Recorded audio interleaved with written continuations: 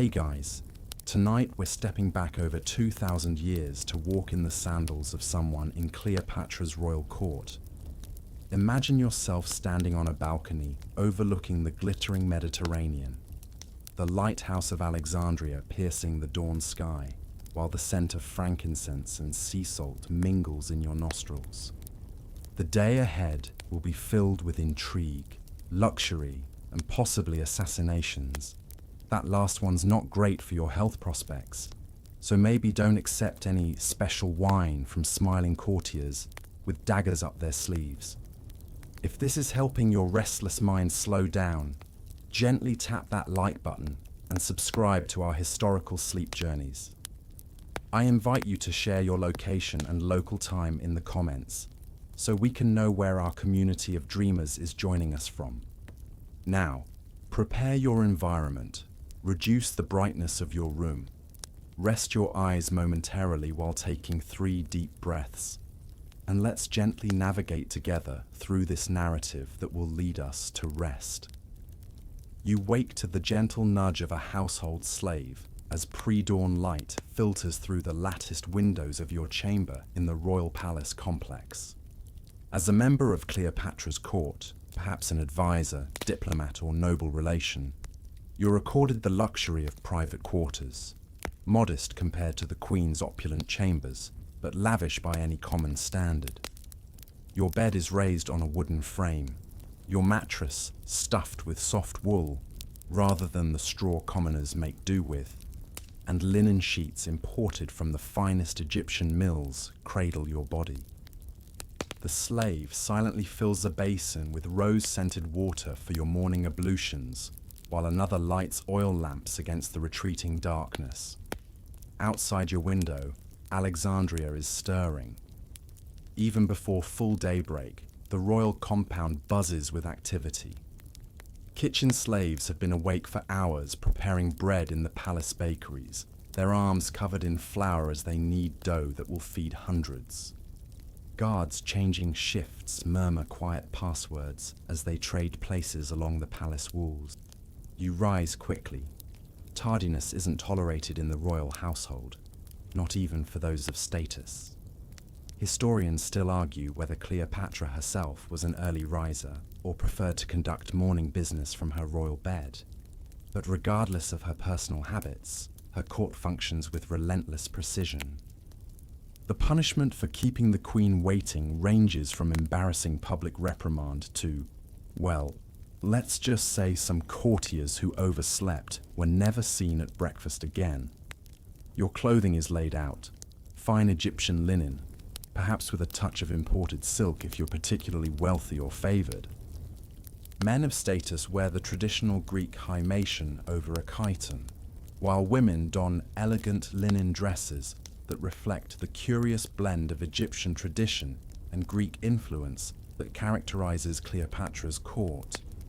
Fashion fusion isn't a modern concept after all. Your outfit would totally get likes on ancient Instagram. You slip your feet into leather sandals as a personal attendant helps arrange your garments properly. Even in the privacy of your chamber, appearance matters. The walls have eyes in Cleopatra's palace. Her infamous spy network begins with the slaves who serve the court. That offhand comment you made about the Queen's latest tax policy. Yeah, she heard about it before dinner yesterday. As you prepare to leave your chamber, you take a moment to apply a light scent, perhaps kai-fi, a complex Egyptian perfume made from 16 ingredients including myrrh, juniper, and mint. The wealthy don't just look different in Cleopatra's Alexandria, they smell different too. Body odor is the great equalizer that even the most aristocratic Romans struggle with. Seriously, their idea of bathing is basically rubbing themselves with oil and scraping it off. But Egyptians have elevated personal hygiene to an art form. Stepping into the corridor, you're immediately swept into the rhythm of palace life. Other courtiers emerge from nearby chambers. Slaves hurry past with baskets of fresh linens or platters of fruit, and guards stand at attention at key intersections. The palace is truly awakening now, as golden morning light spills through high windows and across polished marble floors. In the distance, you hear the distinctive sound of musicians beginning their morning performances. Harps and flutes creating gentle harmonies that waft through the palace corridors. These aren't just for entertainment, they signal the official start of the court day. Different melodies indicate different activities, or the presence of the Queen in various parts of the palace complex. It's an audio calendar and GPS system all in one, and learning to interpret these musical cues is essential for anyone hoping to navigate court life successfully. Your stomach rumbles at the scent of fresh bread and honey wafting from the direction of the dining hall, but you know better than to head straight for food. Protocol dictates that you first pay respects at the morning gathering in the Queen's reception room, assuming you're important enough to have direct access to Her Majesty. If not, you'll join the appropriate circle of courtiers around your patron or superior, because in Ptolemaic Egypt, as in most ancient courts, direct access to power is itself a form of currency. As you move through increasingly grand corridors toward the center of palace life, Alexandria awakens fully beyond the palace walls. The greatest city in the Mediterranean is roaring to life. Merchants opening stalls in the agora, ships unloading exotic goods at the bustling harbor, scholars already debating in the famous library, and temple priests performing morning rituals. But here, within these walls, a different kind of day is beginning. One where every word, glance and gesture might determine the fate of nations. You approach the Queen's private wing of the palace, where the atmosphere noticeably shifts. Guards stand straighter, voices lower to whispers, and even the air seems perfumed with more expensive scents. The royal awakening is a carefully choreographed ritual that begins well before Cleopatra herself opens her eyes. Outside her chambers, you observe the procession of specialized handmaidens and slaves arriving with precise timing. First come the fire tenders, who stoke the braziers to take the morning chill from the royal apartments. Next are the water bearers, with ceremonial ewers of Nile water purified through special filters of sand, charcoal, and limestone, a technology the Egyptians perfected centuries ago. The Queen's personal physician arrives to prepare her morning tonics. This isn't some medieval hack with leeches. Cleopatra's court physician has trained at the renowned medical school of Alexandria, where anatomical knowledge and pharmaceutical expertise surpass anything in Rome. The carefully measured elixir contains honey, crushed pearls, saffron, and herbs known for their digestive and mental stimulation properties. You overhear him muttering about adjusting the formula, as the Queen complained of restlessness the previous night. Apparently, even god queens get insomnia. Now the beauty attendants arrive, carrying alabaster jars of creams and oils. The lead cosmetician, a position of surprising political influence, inspects each container's seal to ensure no tampering has occurred overnight. Paranoia is just good sense when you're the last Ptolemy standing. "Is that crocodile dung in that jar?" you whisper to a fellow courtier, pointing discreetly at a particularly pungent container. "For facial masks, yes," she responds with a knowing smile. The Queen swears by it, though historians will argue for centuries whether she actually used it or just told Roman women she did to make them smell terrible. Inside the royal bedchamber, which you can glimpse through the partially open doors, Cleopatra's day begins with a highly ritualized awakening. Unlike your abrupt rousing by a slave, her transition from sleep is treated as a sacred passage. The Queen's bed sits on a raised platform of cedar wood imported from Lebanon, the frame inlaid with gold and ivory. Her mattress is stuffed with the down of geese raised specifically for this purpose, and her sheets are the finest linen, dyed purple and embroidered with gold thread. The chief handmaiden, a woman of noble birth herself, approaches the sleeping queen with a sistrum, a sacred rattle associated with the goddess Isis, with whom Cleopatra closely identifies. The gentle, rhythmic sound is meant to connect the queen's awakening with divine rebirth, like Isis awakening her husband Osiris. As the queen stirs, specially trained singers begin a soft hymn to greet the morning sun, linking Cleopatra to Ra's daily journey across the sky. Once awake, the queen is helped into a sitting position by attendants who never directly touch her skin with their bare hands, instead using silk cloths. A golden tray is brought forward bearing warm scented towels for her to cleanse her face and hands. The water contains rose petals, lavender, and a hint of natron, the mineral salt that purifies both the living and the dead in Egyptian tradition. Now begins the elaborate beauty regimen that helps transform Cleopatra from mortal to divine presence. First, her skin is cleansed with milk, usually donkey milk, though camel milk is sometimes substituted for its higher fat content during the dry season. Honey is applied as a moisturizing mask, followed by aloe vera gel harvested from plants grown in special palace gardens. The queen's famous coal eye makeup isn't just for aesthetics. It contains antimicrobial compounds that prevent eye infections and reduces glare from the harsh Egyptian sun. The mixture is ground fresh each morning in small malachite mortars, with the consistency precisely calibrated to the day's activities. Court appearances require a more dramatic application than private scholarly pursuits. You watch as a specialized hair attendant approaches with combs made of ivory and precious oils for the queen's lustrous black hair. Cleopatra's natural hair, contrary to the elaborate wigs often depicted in modern films, is one of her most prized features, though she does own dozens of ceremonial wigs for official functions. Her hair is brushed 100 strokes exactly, then styled according to the day's agenda. If she'll be wearing a crown or headdress for formal occasions, her hair must be arranged to balance the sometimes considerable weight. While the physical preparations continue, other aspects of the royal mourning unfold simultaneously. A trusted advisor reads reports that arrived overnight, news from Roman territories, grain production estimates from the Nile Delta, astronomical observations from the previous night that might portend omens.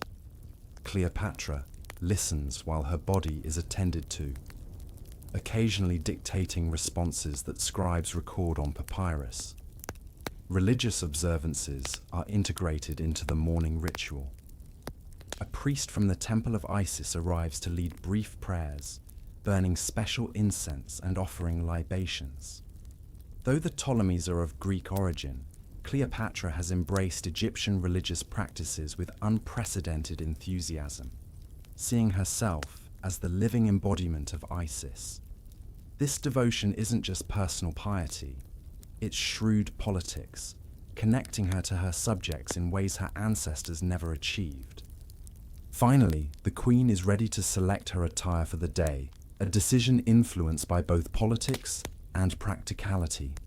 Will she appear in traditional Egyptian regalia to impress native nobles, Greek chitons to remind the Alexandrian elite of their heritage, or perhaps clothing influenced by Roman styles when receiving envoys from that emerging power?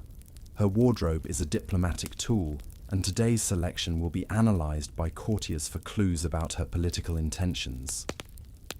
As the queen completes her transformation, attendants prepare to open the doors fully and allow the first formal audiences of the day. You step back, finding your appropriate place in the hierarchy of those waiting to greet her. The royal awakening ritual has taken nearly 2 hours, a necessary investment to transform a mortal woman into the living goddess queen who rules the richest kingdom in the Mediterranean. As Cleopatra emerges from her chambers, the assembled courtiers bow deeply. The queen acknowledges the gathering with a measured nod, then leads the procession toward the morning meal. You fall into your assigned place in this elegant human parade, careful to maintain the precise distance from those of higher rank that protocol demands. The morning dining ritual isn't merely about sustenance, it's a political event where your seating position telegraphs your current standing at court. The royal dining hall dazzles even frequent visitors. Sunlight streams through clerestory windows of thin alabaster, creating a diffuse golden glow that highlights the polished marble columns and mosaic floors depicting scenes from Greek mythology blended with Egyptian motifs, a visual representation of the cultural fusion that defines Ptolemaic Egypt. The walls are adorned with frescoes showing the bounty of Egypt, fields of grain, vineyards, fishermen hauling nets from the Nile, and exotic animals brought as tribute from Nubia and beyond. You take your assigned place at one of the side tables. The dining arrangement forms a T-shape, with the Queen's table forming the crossbar and other tables extending perpendicular, creating a hierarchy of proximity. Only the most favored courtiers, visiting dignitaries, and family members earn places at the royal table itself. Today you notice a Roman merchant diplomat has been granted this honor, a sign that despite her famous dalliance with Mark Antony, Cleopatra maintains pragmatic trade relations with Rome.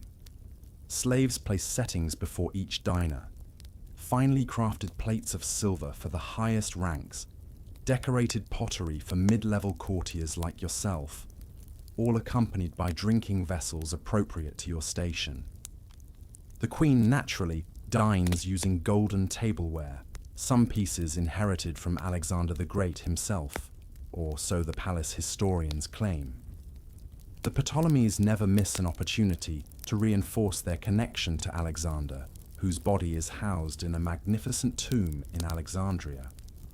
The morning meal begins with a ceremonial hand-washing.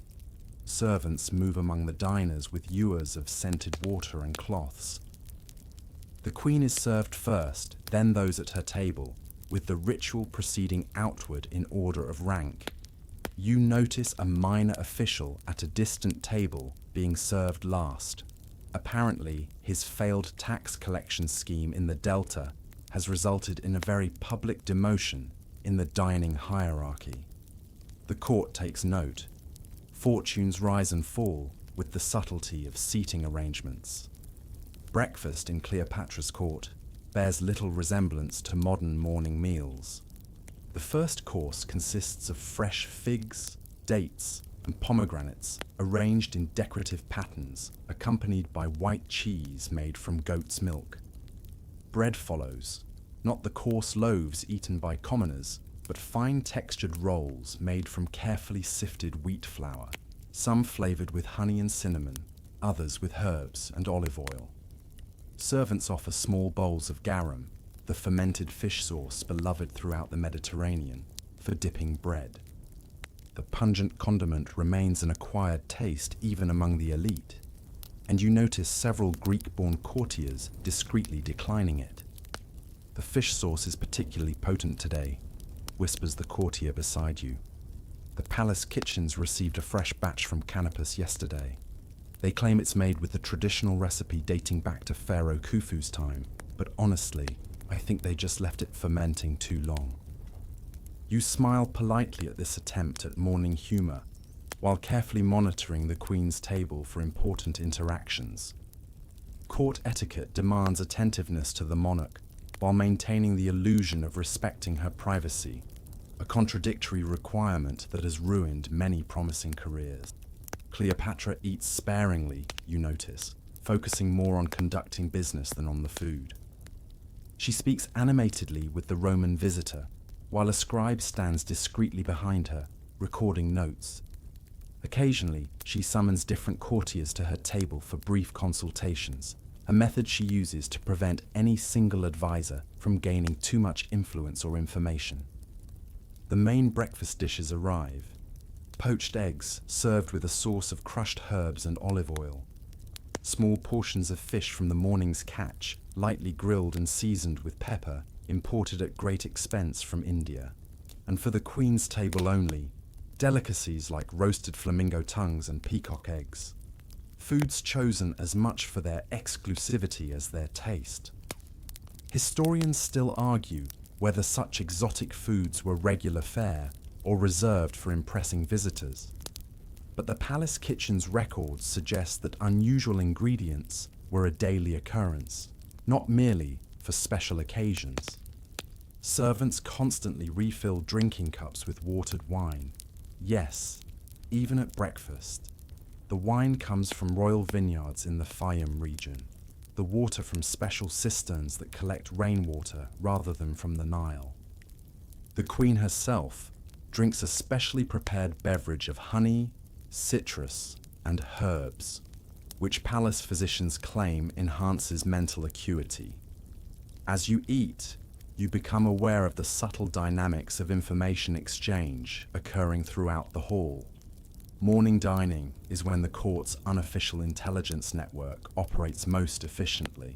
Servants seemingly focused on refilling wine cups are actually transferring whispered messages between tables. Courtiers exchange meaningful glances and coded phrases between bites of bread.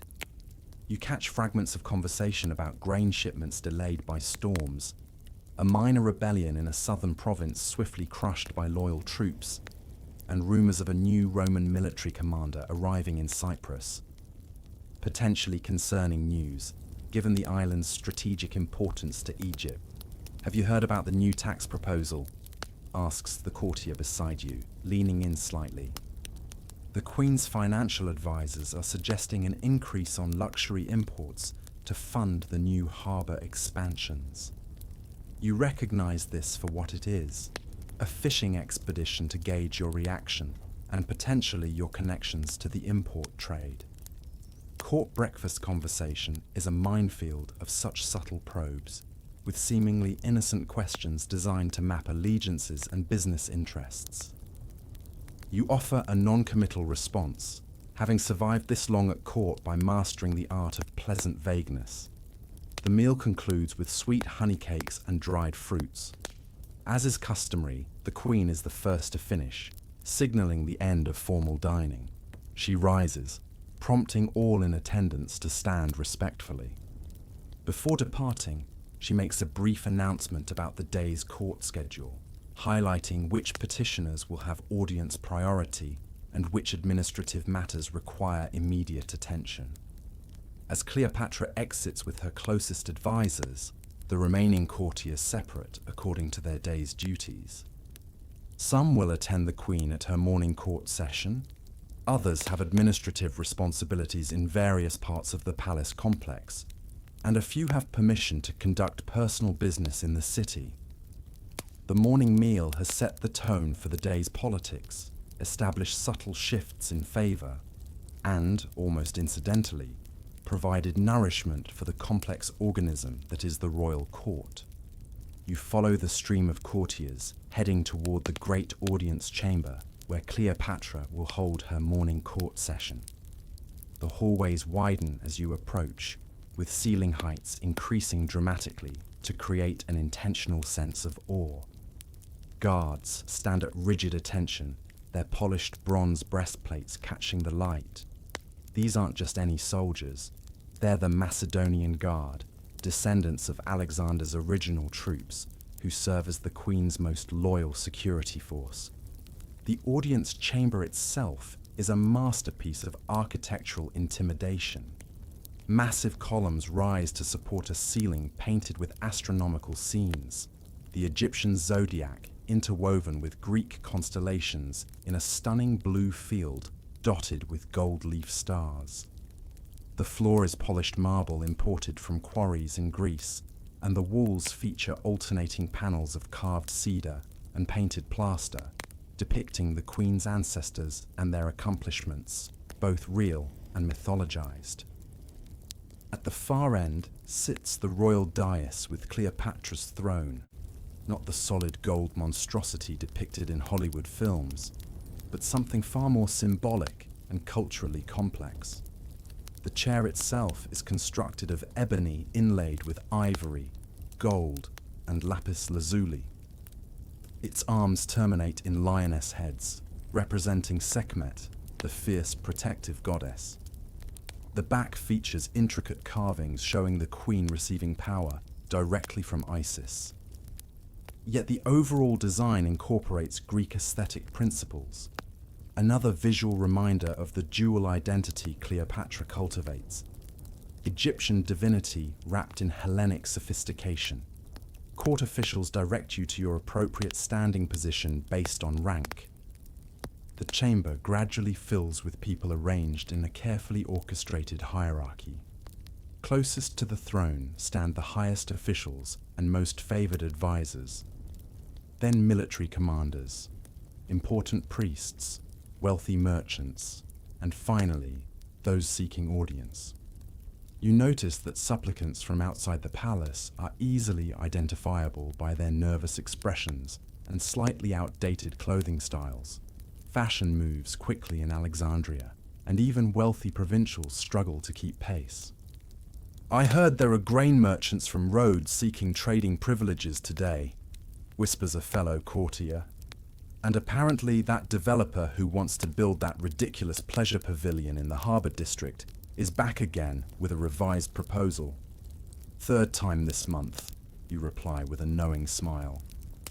The Queen should just tell him outright that no amount of architectural adjustments will convince her to allow a structure that would block the harbour sightlines from her summer palace. Trumpets announce Cleopatra's arrival, and the assembled crowd bows deeply as she enters from a side door, a security precaution that prevents anyone from anticipating exactly where she'll appear. She ascends the dais with measured steps, her movements deliberate and regal. Today she wears a traditional Egyptian sheath dress of fine white linen with gold embroidery at the hem, combined with the double crown symbolizing rule over both Upper and Lower Egypt. Around her neck hangs the royal cartouche containing her name in hieroglyphs: Cleopatra Thea Philopator, the goddess who loves her father. She is accompanied by her current chief advisor, Sosigenes, the acclaimed astronomer who helped Julius Caesar reform the Roman calendar. His presence signals that today's audiences may include matters requiring scientific or mathematical expertise. Behind them follow scribes carrying wax tablets and papyrus scrolls, ready to record decisions and draft official responses. The Queen's cupbearer takes his position to her right, a slave chosen for his memory and discretion, since he'll overhear every conversation while serving refreshments throughout the long morning. The ceremonial opening of court begins with a brief religious observance. A priest burns incense while reciting a prayer to Mart, goddess of truth and justice, asking for divine guidance in the day's deliberations. Cleopatra makes a small symbolic offering, pouring a few drops of wine onto a small altar. The ritual complete, the chief herald announces the commencement of official business. First come reports from provincial governors, delivered by their representatives in Alexandria. Each report follows a strict format: agricultural production, tax collection, significant infrastructure projects, local disputes requiring royal attention, and any unusual occurrences. Most are routine, but occasionally a report contains information requiring immediate action. Today, the representative from the Eastern Delta region mentions unusual troop movements along the Sinai border. Cleopatra exchanges a quick glance with her military commander, who nods slightly, indicating he'll investigate further without the need for public discussion. Next come foreign emissaries seeking audience. Protocol dictates that allied nations and major powers are received first, followed by lesser states and independent trading cities. Today's diplomatic lineup includes representatives from Rhodes, Nabatea, and several Greek city-states. Each presents formal greetings in their native language, which Cleopatra, famous for her linguistic abilities, answers in kind. Historians still argue about exactly how many languages she spoke fluently, with estimates ranging from 7 to 12. But there's no question that her linguistic prowess was an effective diplomatic tool. The Rhodian ambassador presents an issue regarding shipping taxes in Alexandria's harbour, claiming recent increases violate previous agreements. Cleopatra listens attentively, occasionally asking clarifying questions that reveal her detailed knowledge of international trade agreements. You watch her strategy unfold. She neither agrees nor disagrees initially, instead requesting specific documents be brought from the royal archives. This buys time while simultaneously demonstrating the thoroughness of Egyptian record-keeping. The ambassador, initially confident, now appears less certain of his position. "Classic Cleopatra," murmurs your companion. "She'll have those trade records from 3 generations back by tomorrow's court, showing exactly how the Rhodians themselves renegotiated the clause they're now invoking." The morning progresses with a carefully timed rhythm, each petitioner allocated precisely the amount of time their issue deserves, based on its importance to royal interests. Cleopatra displays remarkable mental stamina, giving each matter her full attention while simultaneously tracking larger political patterns. When a minor noble from Upper Egypt presents a land dispute that seems inconsequential, she nonetheless engages fully, aware that her handling of such small matters builds loyalty among provincial elites. You observe her diplomatic techniques with admiration. With some petitioners, she's warmly encouraging. With others, regally aloof. She flatters when necessary, intimidates when useful, and occasionally employs calculated unpredictability to keep everyone slightly off balance. When a particularly arrogant Roman merchant attempts to use his citizenship as leverage in a contract dispute with Alexandrian partners, she puts him firmly in his place with a devastatingly polite reference to Rome's own commercial laws that contradicts his position. "Did you see his face?" your courtier friend whispers. That's why they call her the golden-tongued queen. She just publicly educated a Roman on his own legal system. Court sessions are not merely reactive. Cleopatra also uses them to announce new initiatives and policies. Today she unveils plans for expanding irrigation systems in the Western Desert oases, a project combining Egyptian engineering traditions with newer Greek mechanical innovations. The announcement is carefully staged, with architectural models brought forth on a litter, followed by the engineers who will oversee the work. By publicly naming the responsible officials, she both honors them and ensures they can't later deny responsibility if the project fails. As the session approaches its midday conclusion, the final category of business is addressed: rewards and punishments. A naval captain is promoted for successful protection of grain shipments during a violent Mediterranean storm. A tax collector from the Fayum region is publicly stripped of position for corruption, a humiliating ceremony where his official seal and insignia are broken before the assembled court. The Queen's justice is swift and theatrical, designed to reinforce her authority and deter similar offenses. When court finally adjourns, you've witnessed a masterclass in governance. Cleopatra has resolved disputes, advanced diplomatic objectives, initiated projects, enforced justice, and throughout it all, reinforced her image as a divine monarch with a very human attention to detail. As the court session concludes, you follow a smaller group of officials toward the palace's eastern wing, where the Queen will spend the next portion of her day engaged in intellectual pursuits. This transition from public governance to private scholarship reveals another dimension of Cleopatra's carefully cultivated persona. The philosopher queen, whose intellect equals her political acumen. The royal library within the palace complex is a smaller, more exclusive extension of Alexandria's famous Great Library. While the main library holds hundreds of thousands of scrolls and is accessible to qualified scholars from throughout the Mediterranean, this private collection contains the rarest, most valuable, and politically sensitive texts, works too precious or controversial for public access. the space itself reflects its serious purpose. Unlike the dramatic grandeur of the throne room, the Royal Library emphasizes comfortable functionality. The main reading room features large windows oriented to capture optimal light throughout the day, with cleverly designed reflective metal panels that can be adjusted to direct illumination without the heat or fire risk of additional oil lamps. Cedar shelves line the walls, their aromatic wood naturally repelling insects that might damage papyri. Scrolls are stored in labeled cylindrical containers, organized according to a complex cataloging system developed by successive royal librarians. You take your place among the small group permitted to observe or participate in the Queen's educational session. The privilege of inclusion indicates your intellectual value to the court. Cleopatra has no patience for advisors who cannot engage with ideas as readily as they navigate politics.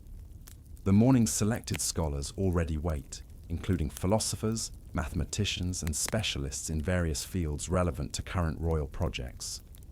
Cleopatra enters without ceremony, having changed from her formal court attire into a simpler Greek chiton that allows more freedom of movement.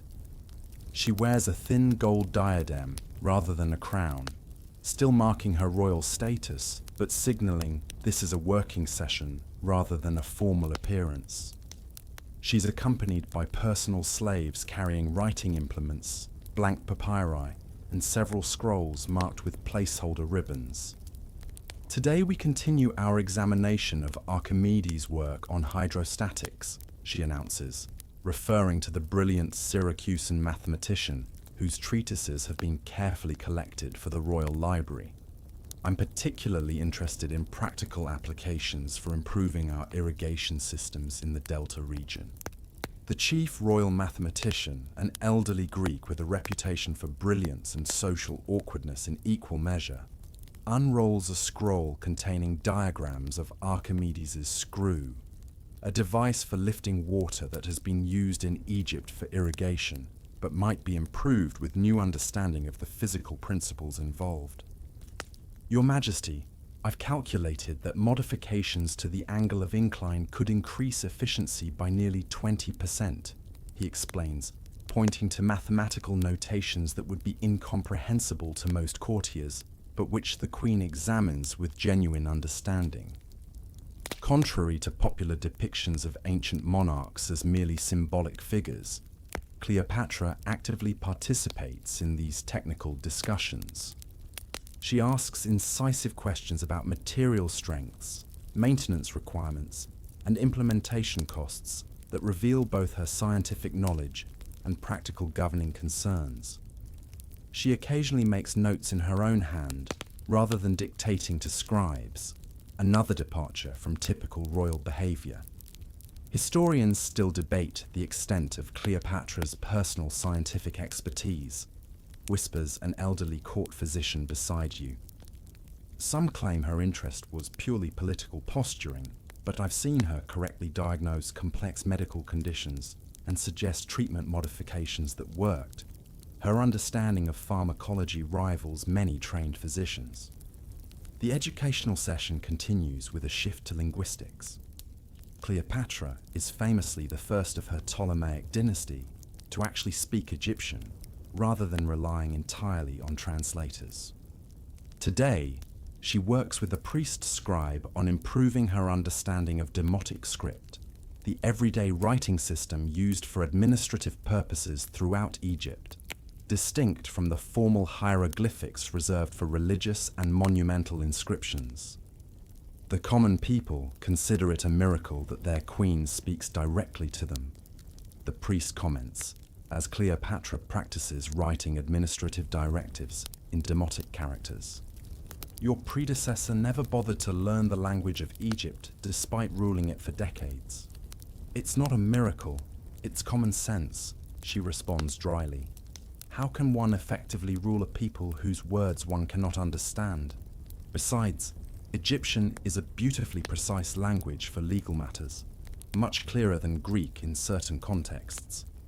This linguistic session serves multiple purposes: strengthening the Queen's connection to her Egyptian subjects, ensuring she cannot be misled by translators with their own agendas, and reinforcing her image as a ruler who embodies both Greek intellectual traditions and Egyptian cultural identity.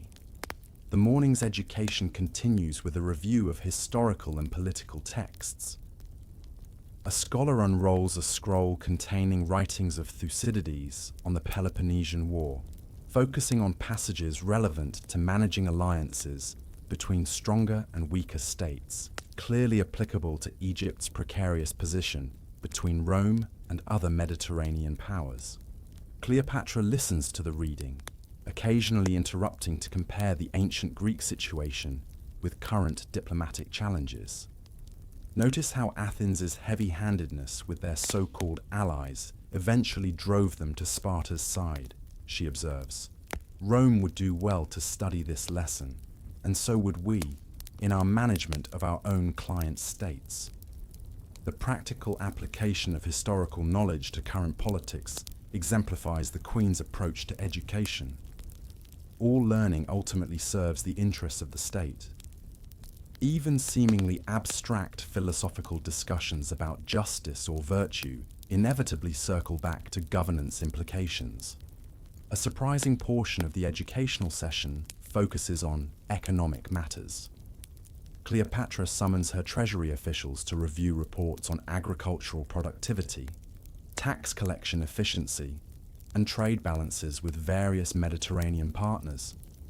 She displays remarkable facility with numbers, quickly identifying statistical anomalies and questioning unexpected patterns.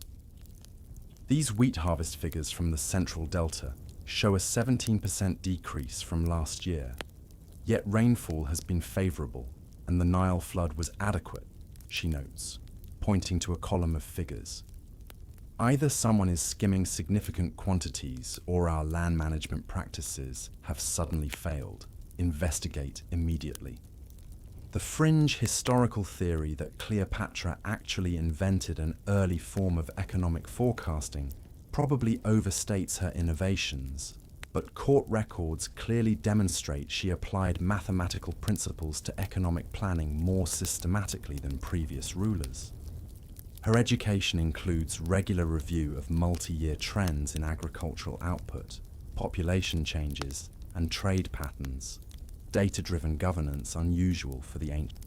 As midday approaches, the educational session concludes with perhaps its most unusual component, a practical demonstration of new knowledge. Today, a visiting scholar from Athens presents an improved method for distilling essential oils from plants, a technique with applications for both perfumery and medicine. Rather than merely observing, Cleopatra participates in the demonstration, handling the specialized glassware herself, much to the visible discomfort of her bodyguards, who clearly consider the hot glass apparatus a potential hazard to royal safety. The Queen believes knowledge must be experienced, not merely heard, explains a long-time court scholar as you watch her carefully measuring liquids. She's been known to participate in dissections with physicians, test metallurgical techniques with craftsmen, and even sail experimental ship designs with naval engineers. It's most unconventional for a monarch, but her hands-on approach has led to several significant improvements in Egyptian technical practices. The morning's educational activities reveal the foundation of Cleopatra's effectiveness as a ruler, her intellectual curiosity combined with ruthless practicality. Every bit of knowledge is evaluated not merely for its philosophical interest, but for its potential utility to the state. In a world where female rulers are often dismissed as mere figureheads or condemned as emotional rather than rational leaders, Cleopatra's intellectual discipline serves as both personal passion and political strategy. As the sun climbs toward its zenith, you feel the temperature rising even within the palace walls. Alexandria in summer can be brutally hot, with humidity from the Mediterranean intensifying the discomfort. But while the common people of the city retreat to whatever shade they can find, sweating through the worst hours of the day, Cleopatra's court has access to ingenious cooling systems that make the midday heat not merely bearable, but almost pleasant. You follow the court's migration to the palace's summer quarters, a specialized section designed specifically for comfort during the hottest months. The architecture itself forms the first line of defense against the heat. Corridors are aligned to capture prevailing sea breezes, and ceiling heights increase dramatically, allowing hot air to rise well above the occupants. Thick limestone walls absorb temperature fluctuations, keeping interiors cooler than the outside by several degrees.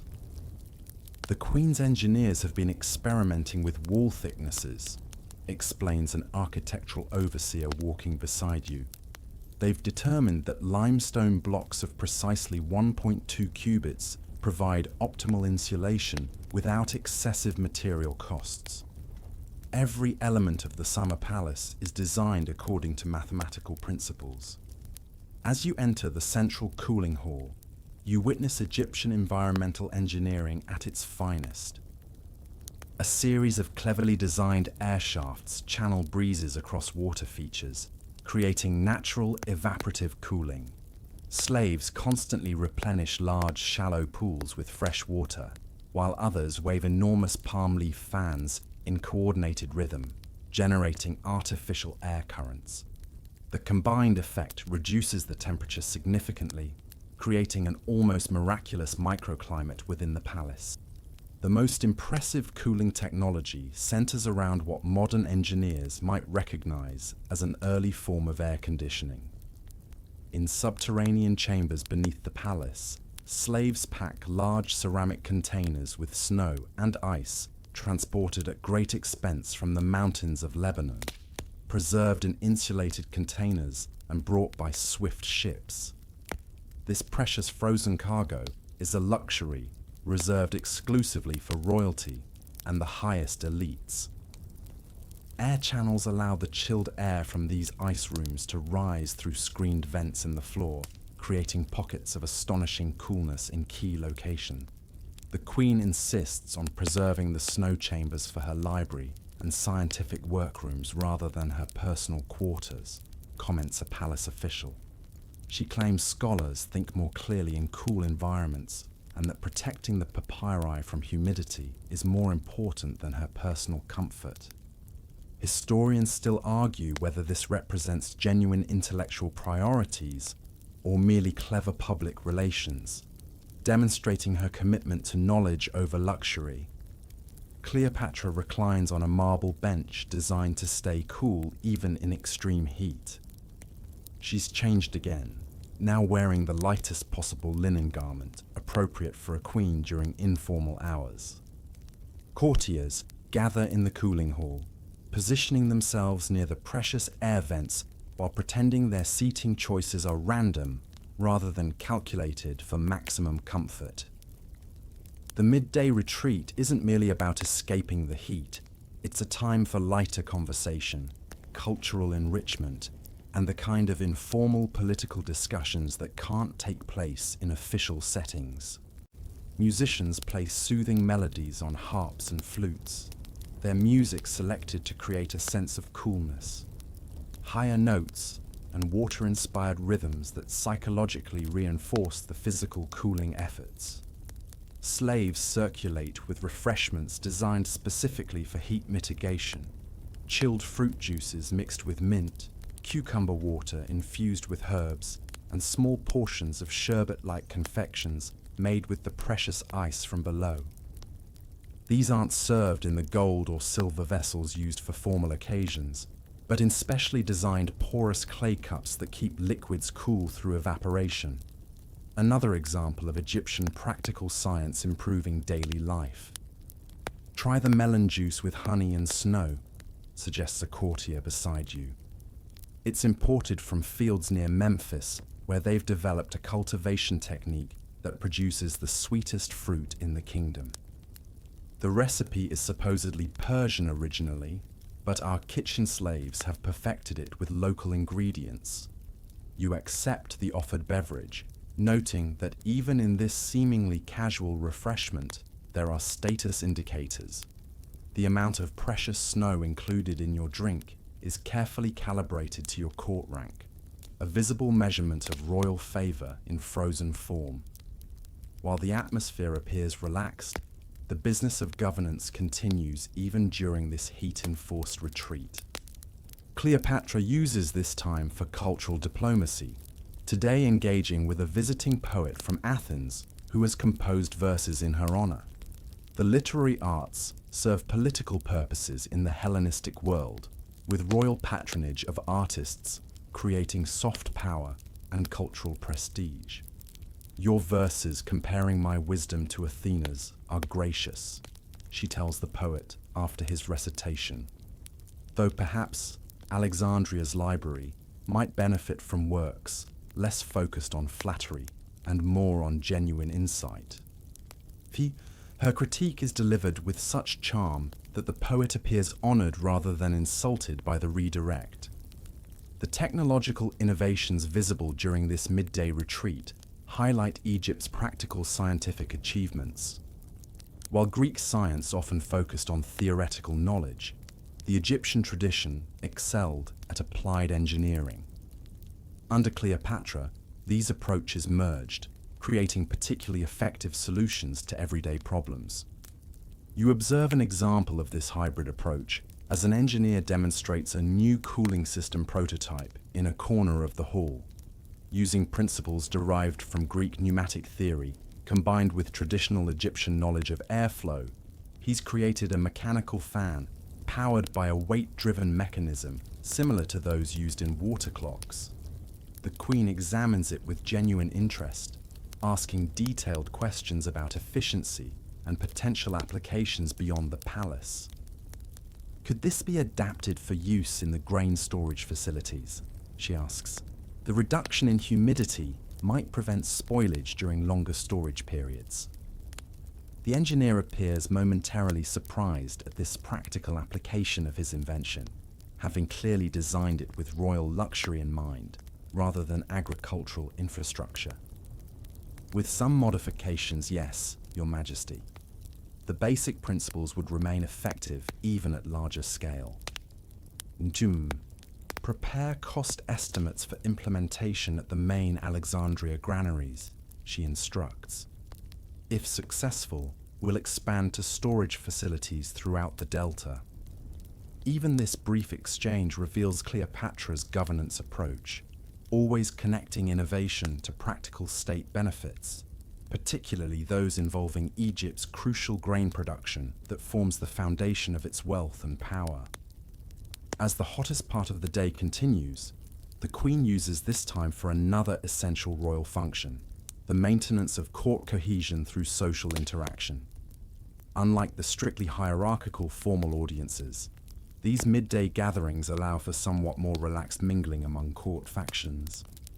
Cleopatra moves through the cooling hall, engaging briefly with different groups, ensuring that no significant courtier feels ignored, while preventing any single faction from monopolizing royal attention. You watch her skillful navigation of competing interests, spending precisely calibrated amounts of time with military officials, scholarly advisors, religious authorities, and commercial elites. Each conversation appears casual, but serves strategic purposes, allowing her to gather information, assess loyalties, and plant ideas without the formality of official meetings. She's solving the Harbour District dispute, murmurs your companion, nodding toward where the Queen chats with two wealthy merchants, known to be on opposite sides of a contentious commercial development proposal. By the time she finishes that conversation, they'll both believe the compromise was their own idea. The midday retreat also serves as a showcase for Egyptian luxury goods and craftsmanship. Today, skilled artisans present newly completed works for royal inspection. Intricate jewelry, incorporating precious stones from trade routes extending to India. Perfumes blended from ingredients sourced from 3 continents. And textiles of almost supernatural fineness woven from flax grown in carefully managed delta fields. These displays aren't merely about royal consumption. They're demonstrations of Egyptian productive capacity and trade connections, often strategically timed to impress foreign visitors. When the queen expresses particular admiration for a craftsman's work, it functions as both artistic judgment and economic stimulus, as courtiers immediately seek similar items, creating instant demand for the approved style. As the worst heat of the day begins to subside, the court prepares to transition to afternoon activities. The midday retreat, though appearing to foreign observers as mere luxury, has actually served multiple governance functions, conserving energy during unsuitable working hours, facilitating informal political negotiations, showcasing Egyptian technological and artistic achievements, and maintaining the social cohesion necessary for effective rule. The precise environmental engineering that makes this retreat possible represents one of the numerous practical innovations that allowed ancient Egyptian civilization to thrive in a challenging climate. Adaptations further refined under Ptolemaic rule, with the addition of Greek scientific principles. In Cleopatra's court, even something as seemingly frivolous as keeping cool serves the interests of the state. As the most oppressive heat begins to wane, court activity shifts toward one of the day's most significant events, the main formal meal, typically served in the late afternoon. This isn't merely dining, it's a complex political theatre where food, seating arrangements, entertainment, and conversation are all carefully orchestrated to serve royal objectives.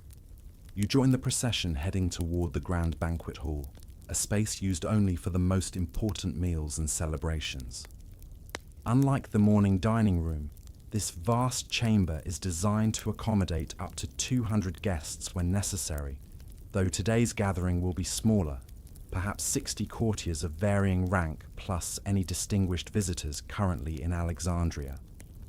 The banquet hall exemplifies Ptolemaic architectural fusion. Egyptian-style columns with papyrus bud capitals support a ceiling painted with Greek mythological scenes, while wall frescoes depict traditional Nile landscapes rendered with Hellenistic perspective techniques. Massive windows face west to capture the softening afternoon light, their openings covered with finely woven screens that admit breeze while excluding insects, a practical innovation developed by palace engineers after one too many flies disrupted royal meals. The dining couches are arranged in the Greek symposium style, three-sided formations allowing groups of 9 diners to recline while conversing easily. This arrangement, foreign to traditional Egyptian practice, was imported by the first Ptolemy, but has been modified over generations to incorporate Egyptian elements, particularly in the decorative details of the furnishings. The most prestigious couches feature legs carved as lion paws, cushions stuffed with imported cotton rather than local flax, and coverings dyed with the most expensive purple from Tyre, a colour so costly that the amount used in a single couch covering could pay a labourer's wages for a year. Court officials consult lists as they direct guests to their assigned places. The proximity principle remains in effect. Closeness to the royal couch directly correlates with current favour, but the arrangements are more complex than at breakfast.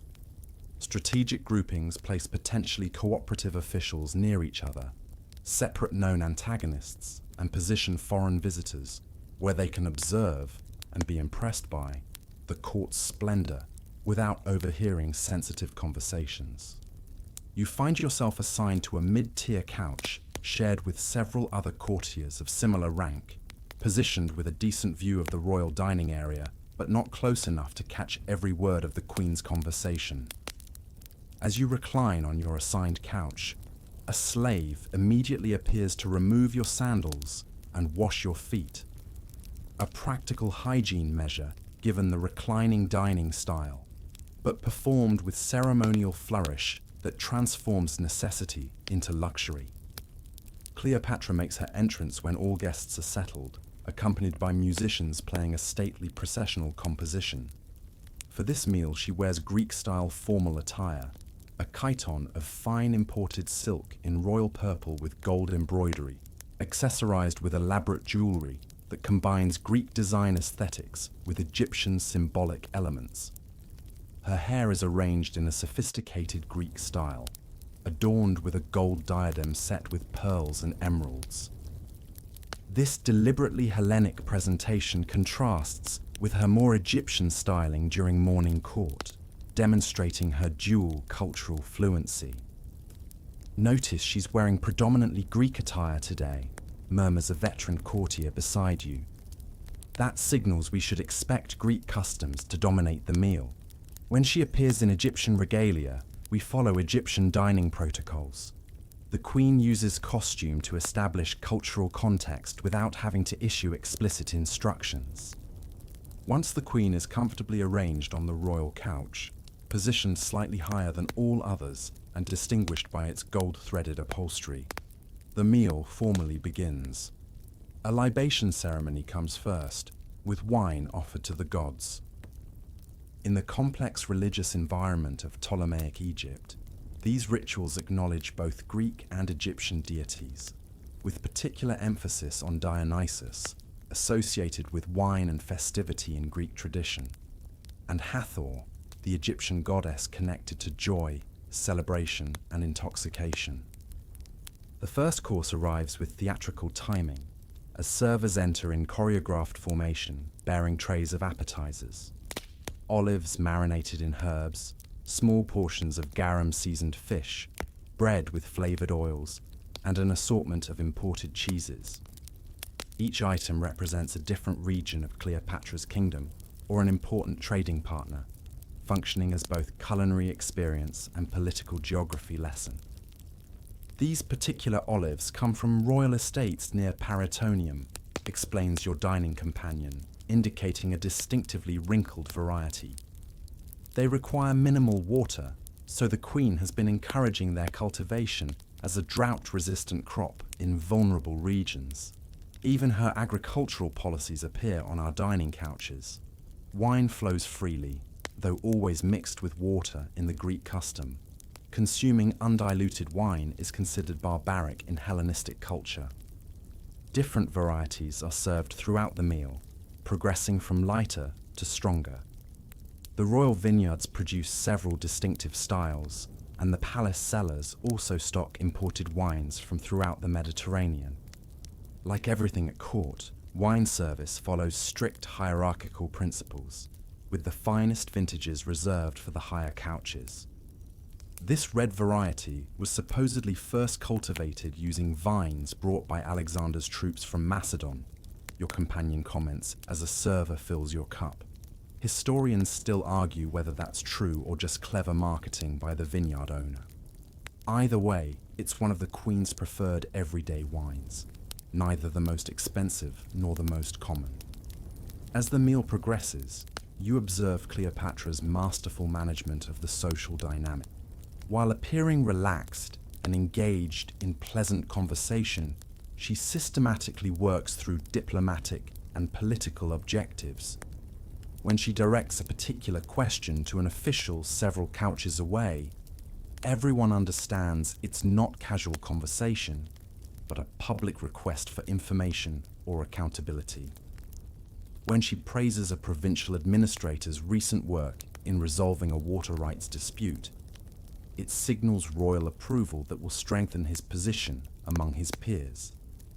The second course brings more substantial dishes, roasted meats including duck, gazelle, and goat prepared with various spices and sauces, vegetables grown in royal gardens and cooked with imported olive oil, grains prepared as both bread and porridge.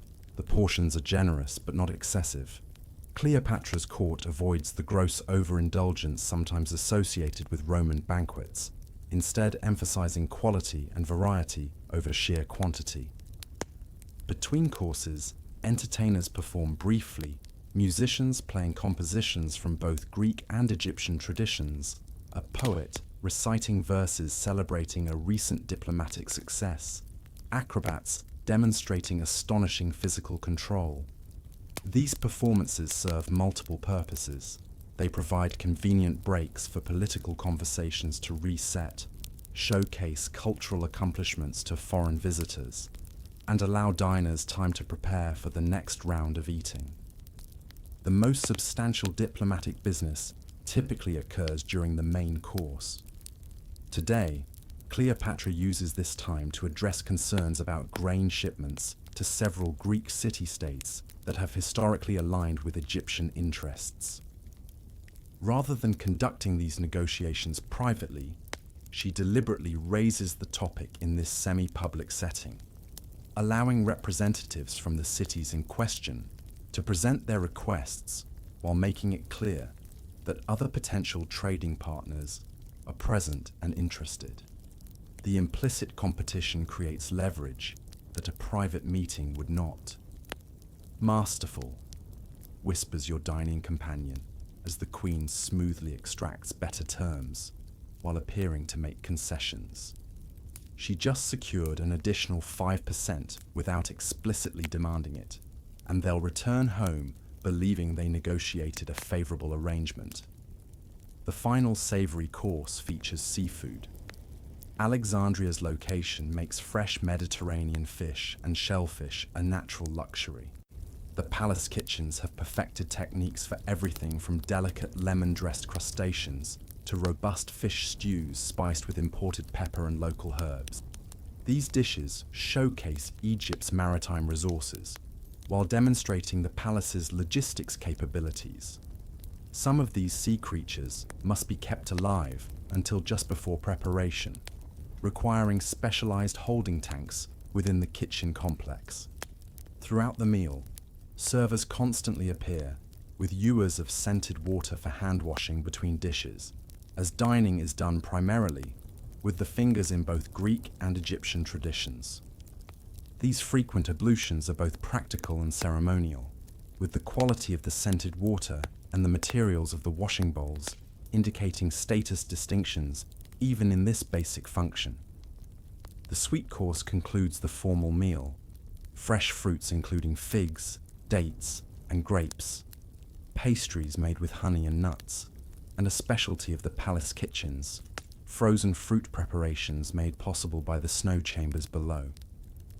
These ancient sorbets represent the height of luxury, available only to the most elite members of society, and their presentation always creates a sensation even among the often jaded courtiers.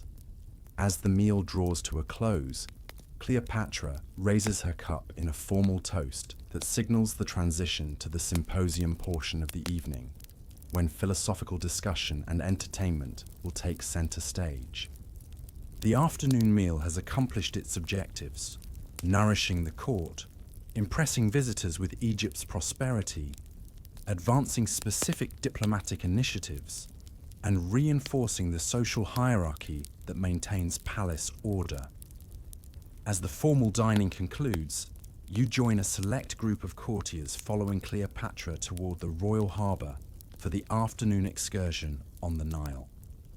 These regular water journeys serve multiple purposes: ceremonial appearances, inspection of waterfront properties, religious observances, and simply enjoying the cooler air over the water during the late afternoon hours. You exit the palace through a private gate leading directly to the royal docks, a heavily guarded area where the Queen's fleet of barges and pleasure vessels remains perpetually ready for use. The transition from palace to waterfront is designed to maintain security while creating a visually impressive progression. A covered walkway with columns depicting aquatic motifs, lotus flowers, papyrus reeds, and various Nile creatures leads to a broad stone quay where several vessels await. "The Queen will take the Isis today," explains the naval officer supervising the embarkation. The astrological readings favor a vessel dedicated to the goddess, and the wind conditions are perfect for her particular rigging. The royal barge Isis represents the pinnacle of Ptolemaic shipbuilding, combining Egyptian nautical traditions with Greek engineering innovations. Unlike the massive grain ships or warships that make Egypt a Mediterranean power. This vessel is designed purely for royal transport and ceremonial display. Its shallow draft allows navigation close to shore and up smaller Nile tributaries, while its elegant proportions create an unmistakable silhouette, recognizable to citizens watching from shore. The barge's hull gleams with fresh paint in royal blue and gold, applied weekly by dedicated maintenance crews. The wooden deck is immaculate, scrubbed daily with vinegar and sand to maintain its golden hue. A central cabin provides shade and privacy when needed, its cedar walls carved with scenes of the goddess Isis navigating the heavens in her celestial boat, a mythological parallel to the Queen's earthly voyages. The vessel's most striking feature is its distinctive sail, dyed purple and embroidered with the royal insignia visible from considerable distances. When fully deployed, this sail functions as a moving royal standard, announcing Cleopatra's presence on the water to everyone along the shoreline. Today, it hangs partially furled, as the afternoon journey will rely primarily on oarsmen rather than wind power to enable precise navigation of the planned route. Boarding follows strict protocol, with the Queen naturally embarking first after a brief religious observance, honoring Isis and the river deities. You follow in your assigned place, careful to maintain proper distance from higher-ranking officials. The boarding order creates a human buffer around Cleopatra, an elegant security measure disguised as ceremony. "Mind the third plank," murmurs a veteran courtier as you step from quay to vessel. It always shifts slightly in this tide condition. We lost an overconfident Persian ambassador to the harbour waters last spring, survived the dunking but not the embarrassment. Once aboard, you find your designated position along the portside railing, offering an excellent view of both the Queen and the passing shoreline. The oarsmen, selected for both strength and appearance, as their visible representatives of royal power, take their positions in perfect synchronization. Unlike the galley slaves of popular imagination, these are free men considered elite naval personnel, wearing uniform white kilts with blue headbands denoting their special unit. Cleopatra positions herself on an elevated observation platform at the vessel's center, seated on a portable throne designed specifically for water travel, slightly lower and heavier than her palace chair to maintain stability in the gentle rocking motion. She's changed attire again, now wearing a lightweight ensemble that incorporates elements suitable for public viewing from shore while providing comfort in the afternoon heat. Her jewelry has been carefully selected for maximum visibility, with gold pieces that catch the sunlight and can be seen glinting from considerable distances. A marine trumpet signals departure, and the vessel glides smoothly from the dock, the oarsmen finding their rhythm immediately under the guidance of a timekeeper tapping a small drum. The barge moves with stately grace, its speed deliberately maintained at what naval architects consider the most visually impressive pace, fast enough to demonstrate purposeful movement, but slow enough to allow clear viewing of the royal passenger from shore. Today's route follows the eastern harbour before turning into the Royal Canal, explains a navigation official to the assembled courtiers. We'll proceed to the Temple of Isis at Rakotis for the Queen's monthly offering, then continue to inspect the new harbour expansion works, returning via the western approach to observe sunset from the optimal position. These royal water processions follow a careful logic combining religious obligations, infrastructure inspection, and public visibility. The routes are planned to display the Queen to the maximum number of subjects while also serving practical governance functions. Today's journey begins in the main harbour area, where ships from throughout the Mediterranean dock with their valuable cargoes. As the barge passes the commercial wharves, captains and merchants bow respectfully from their vessels. Cleopatra acknowledges these greetings with measured gestures, occasionally directing questions to port officials accompanying the excursion. How many grain ships have departed for Rome this week? Have the new customs procedures reduced processing delays? Has piracy in the Eastern Mediterranean affected shipping insurance rates? Her questions reveal both detailed knowledge of maritime commerce and awareness of how naval security directly impacts state revenue. She understands that Egypt's power flows from water, both the Nile's agricultural bounty and the Mediterranean's trade routes, comments an elderly advisor standing nearby. The Ptolemies have always been naval strategists, but she's the first to fully integrate commercial shipping intelligence with military maritime policy. The barge continues along the shoreline, where Alexandria's wealthy citizens have constructed elegant villas overlooking the water. These residences, owned by court officials, successful merchants, and visiting dignitaries from other Hellenistic kingdoms, form a display of architectural competition. Each owner attempts to impress with distinctive design elements visible from the water, knowing the queen regularly passes by on her excursions. That new colonnade belongs to Apollodorus, the grain merchant, someone points out. He's incorporated symbolism from both Rhodes and Alexandria in the design, diplomatic architecture reflecting his primary trading routes. Cleopatra notices these details, occasionally commenting on particularly successful or ostentatious additions.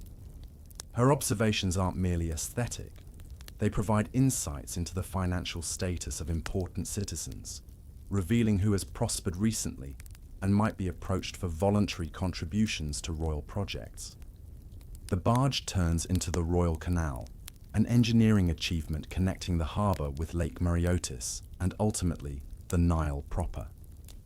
This waterway, widened and deepened under Ptolemaic rule, allows controlled movement between Mediterranean and riverine environments, essentially functioning as an ancient lock system.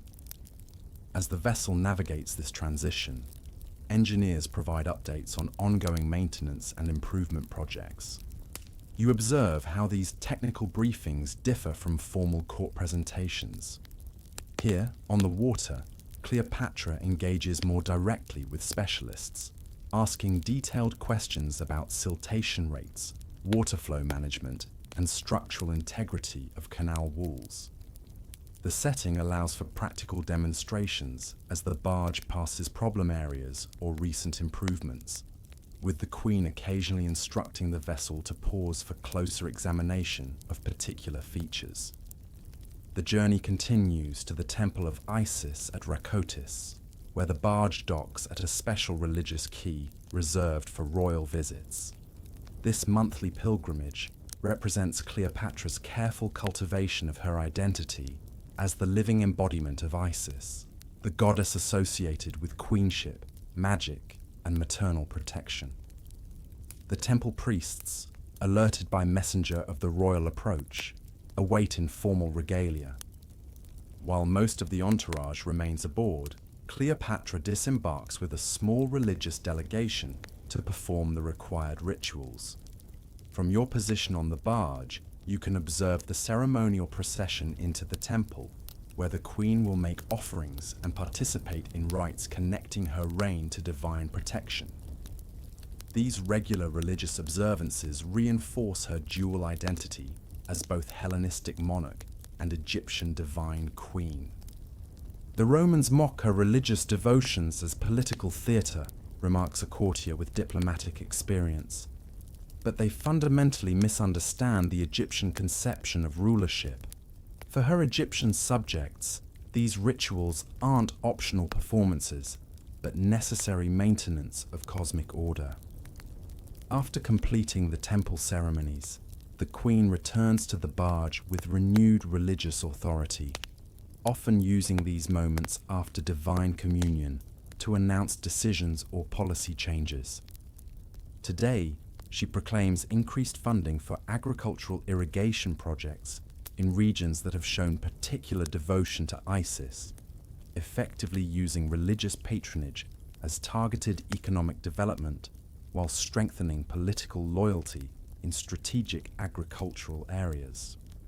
The excursion continues to the harbour expansion works, where massive construction projects are extending Alexandria's maritime capacity. Here, the barge pauses for an extended briefing from the chief engineers, who use the vantage point from water to illustrate progress and challenges. Cleopatra's questions focus on timelines, resource allocation, and potential bottlenecks, practical governance concerns, rather than technical details. As the sun begins its descent, the barge turns westward to position itself for what court astronomers have calculated will be the optimal viewing angle for sunset. This final portion of the journey is more relaxed, with refreshments served and musicians playing softly.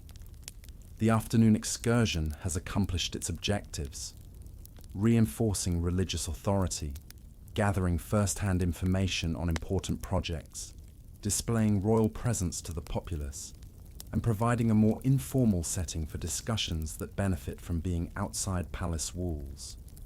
As the royal barge returns to its mooring in the gathering dusk, you disembark with the court entourage and process back toward the palace. The evening's activities will include one of the most elaborate and socially significant rituals of Cleopatra's court, the royal bathing ceremony.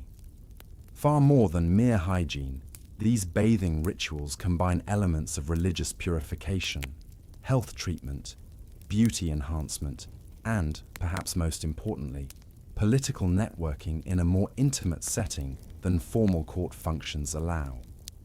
You follow the designated path toward the palace bathhouse complex, a substantial structure connected to the main building by a covered colonnade.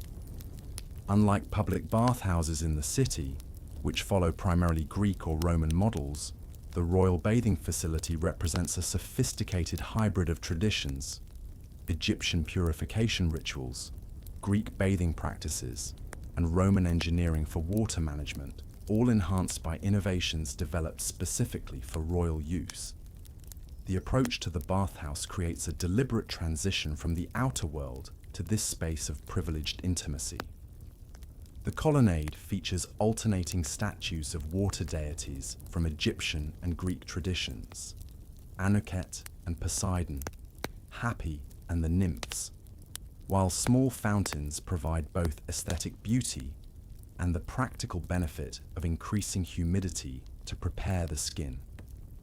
Subtle aromatics perfume the air, with different scents in each section of the passageway, creating an olfactory journey. First cleansing herbs like rosemary and mint, then relaxing lavender and chamomile, and finally, the more exotic frankincense and myrrh associated with divine presence. The scent progression was the Queen's own design, explains a court physician walking nearby. She understands that aromatics affect both physical well-being and mental state. The sequence is carefully calculated to transition the body and mind from active engagement to receptive relaxation.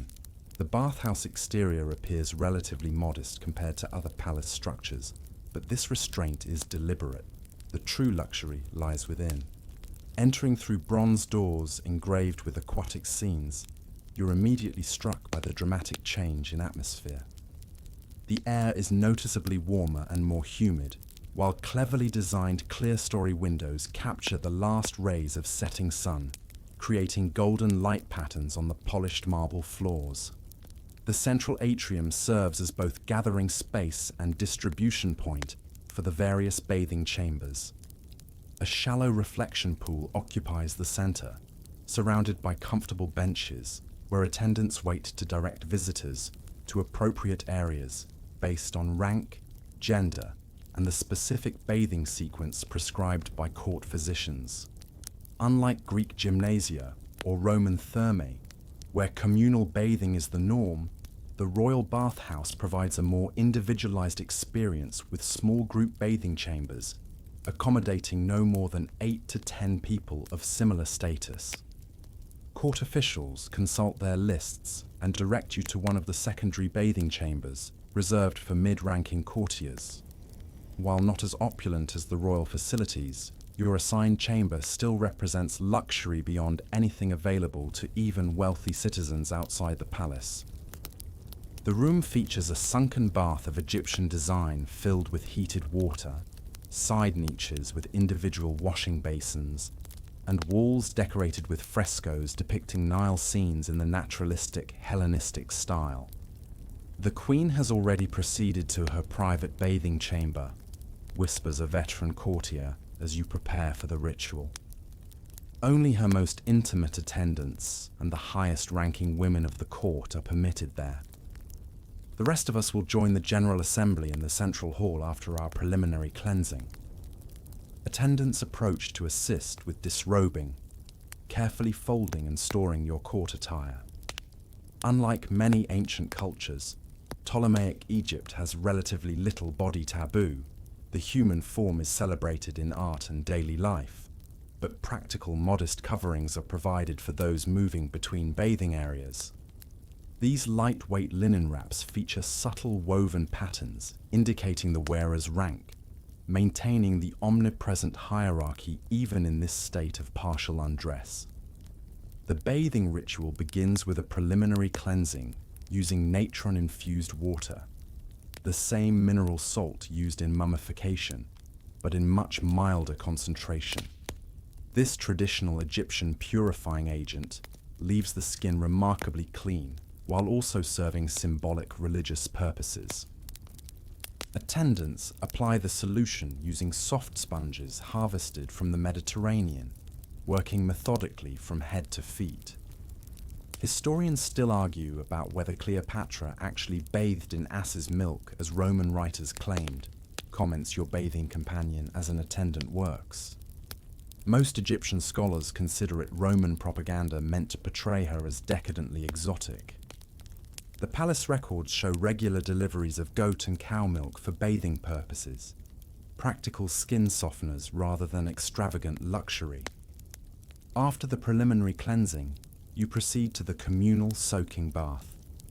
The water temperature is precisely maintained by an ingenious system of pipes bringing hot water from furnaces tended by specialized slaves in the hypocaust beneath the floors. Unlike Roman baths, with their extreme temperatures, Egyptian bathing traditions favor moderate warmth believed to balance bodily humors without excessive shock to the system. The water itself is infused with therapeutic herbs selected by court physicians for specific health benefits: anti-inflammatory calendula, circulation-enhancing rosemary, and skin-soothing chamomile. Additional essences can be requested for particular conditions: eucalyptus for respiratory complaints, or lavender for stress reduction. These botanical additions represent the Egyptian pharmacological tradition that has been systematically recorded in temple medical libraries for thousands of years. While soaking, you observe the subtle social dynamics of the bathing chamber. Though physically relaxed, courtiers remain mentally alert, using this less formal setting to build alliances and exchange information that might be inappropriate in official contexts. Conversations flow more freely here, where the shared vulnerability of partial nudity and the relaxing effects of warm water create an atmosphere conducive to confidence sharing. I hear the Nabatean trade delegation was impressed by yesterday's presentation on the harbour expansions, mentions a treasury official to no one in particular, though his comment is clearly intended for a commerce administrator soaking nearby.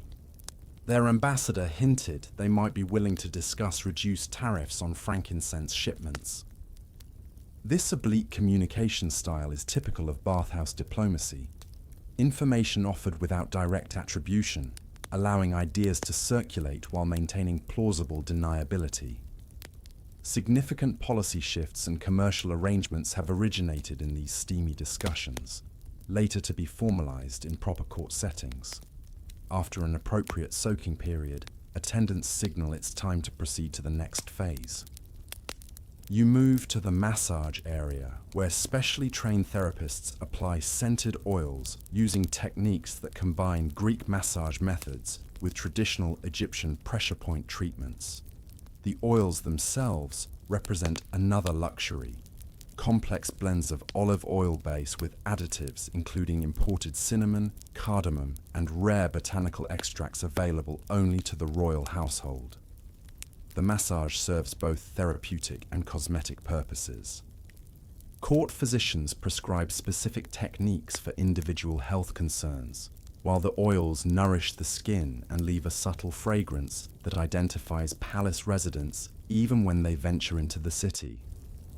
Different oil blends are allocated according to rank, with the most precious aromatics reserved for the Queen and her innermost circle. The Queen's personal massage oil contains ambergris collected from the Red Sea coast, confides an attendant as he works on your shoulders. The scent is said to inspire divine visions and enhance mental clarity. Only 3 people know the complete formula: her personal physician, the chief perfumer, and the Queen herself. Following the massage, you're directed to a cooling room where light refreshments await: watered wine, fresh fruit, and small honey cakes. This interlude allows body temperature to normalize while providing necessary hydration after the heat of the baths. The cooling chamber features clever architectural elements that create natural air circulation, with recessed wall niches where snow from the palace ice chambers can be placed in copper vessels to chill the air during the hottest months. As you refresh yourself, palace physicians circulate among the bathers, available for consultation on health concerns in this informal setting. Unlike public physicians who must rely primarily on patient descriptions, court doctors can observe bodies directly during these bathing rituals, allowing more accurate diagnosis of skin conditions, posture problems, or early signs of nutritional deficiencies. This medical surveillance helps maintain the health of the administrative class, essential to effective governance. The final phase of the bathing ritual involves reassembly in the central hall, where the full court, minus only the Queen herself and her most personal attendants, gathers in a state of physical refreshment. Here, Cleopatra sometimes makes appearances for important announcements or recognitions, using the relaxed post-bathing atmosphere to soften potentially controversial decisions, or to reward loyalty in a setting that emphasizes the physical well-being she provides to her court. Tonight, as you take your place in the assembled gathering, the Queen's chief lady-in-waiting appears instead, announcing that Cleopatra will be dining privately with selected advisors to discuss diplomatic correspondence that arrived during the afternoon excursion. The announcement sends subtle ripples of speculation through the gathering. Which advisors have been summoned? What correspondence could require such immediate attention, while also signaling that courtiers are free to pursue their own evening arrangements? As attendants help you dress in fresh clothing provided for post-bathing, lighter evening wear rather than the more formal day attire, you reflect on how the bathing ritual has served multiple functions: physical cleansing, health maintenance, social networking, information exchange, and reinforcement of court hierarchy through differentiated treatments. Like every aspect of palace life, even the most basic human needs become elaborate performances of power and prestige in Cleopatra's carefully orchestrated court. Refreshed from the bathing rituals and dressed in evening attire, you follow a smaller contingent of courtiers toward one of the palace's most restricted areas, Cleopatra's personal scientific laboratories and workrooms.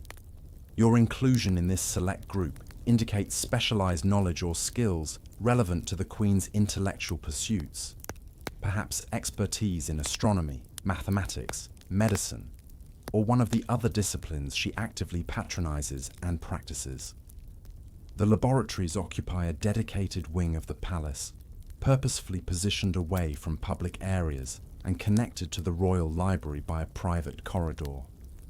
This location serves both practical and symbolic functions.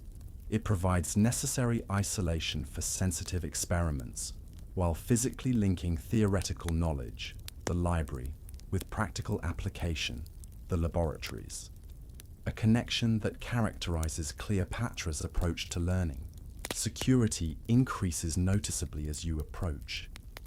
Guards at the entrance verify each visitor against prepared lists, and unlike the ceremonial weapons carried by throne room sentries, these guards bear functional, well-worn arms and armor. They scrutinize everyone with professional suspicion, regardless of rank. The laboratory wing houses dangerous materials, valuable equipment, and most importantly, knowledge that could be weaponized or used for political advantage.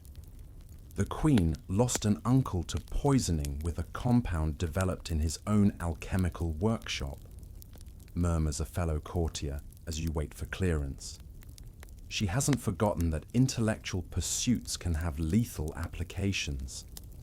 Beyond the checkpoint, the character of the palace changes dramatically. The decorative luxury of public spaces gives way to functional design prioritizing light, ventilation, and practical work surfaces. Windows are strategically placed to maximize natural illumination during daylight hours, complemented by specialized oil lamps designed to provide steady, bright light with minimal smoke.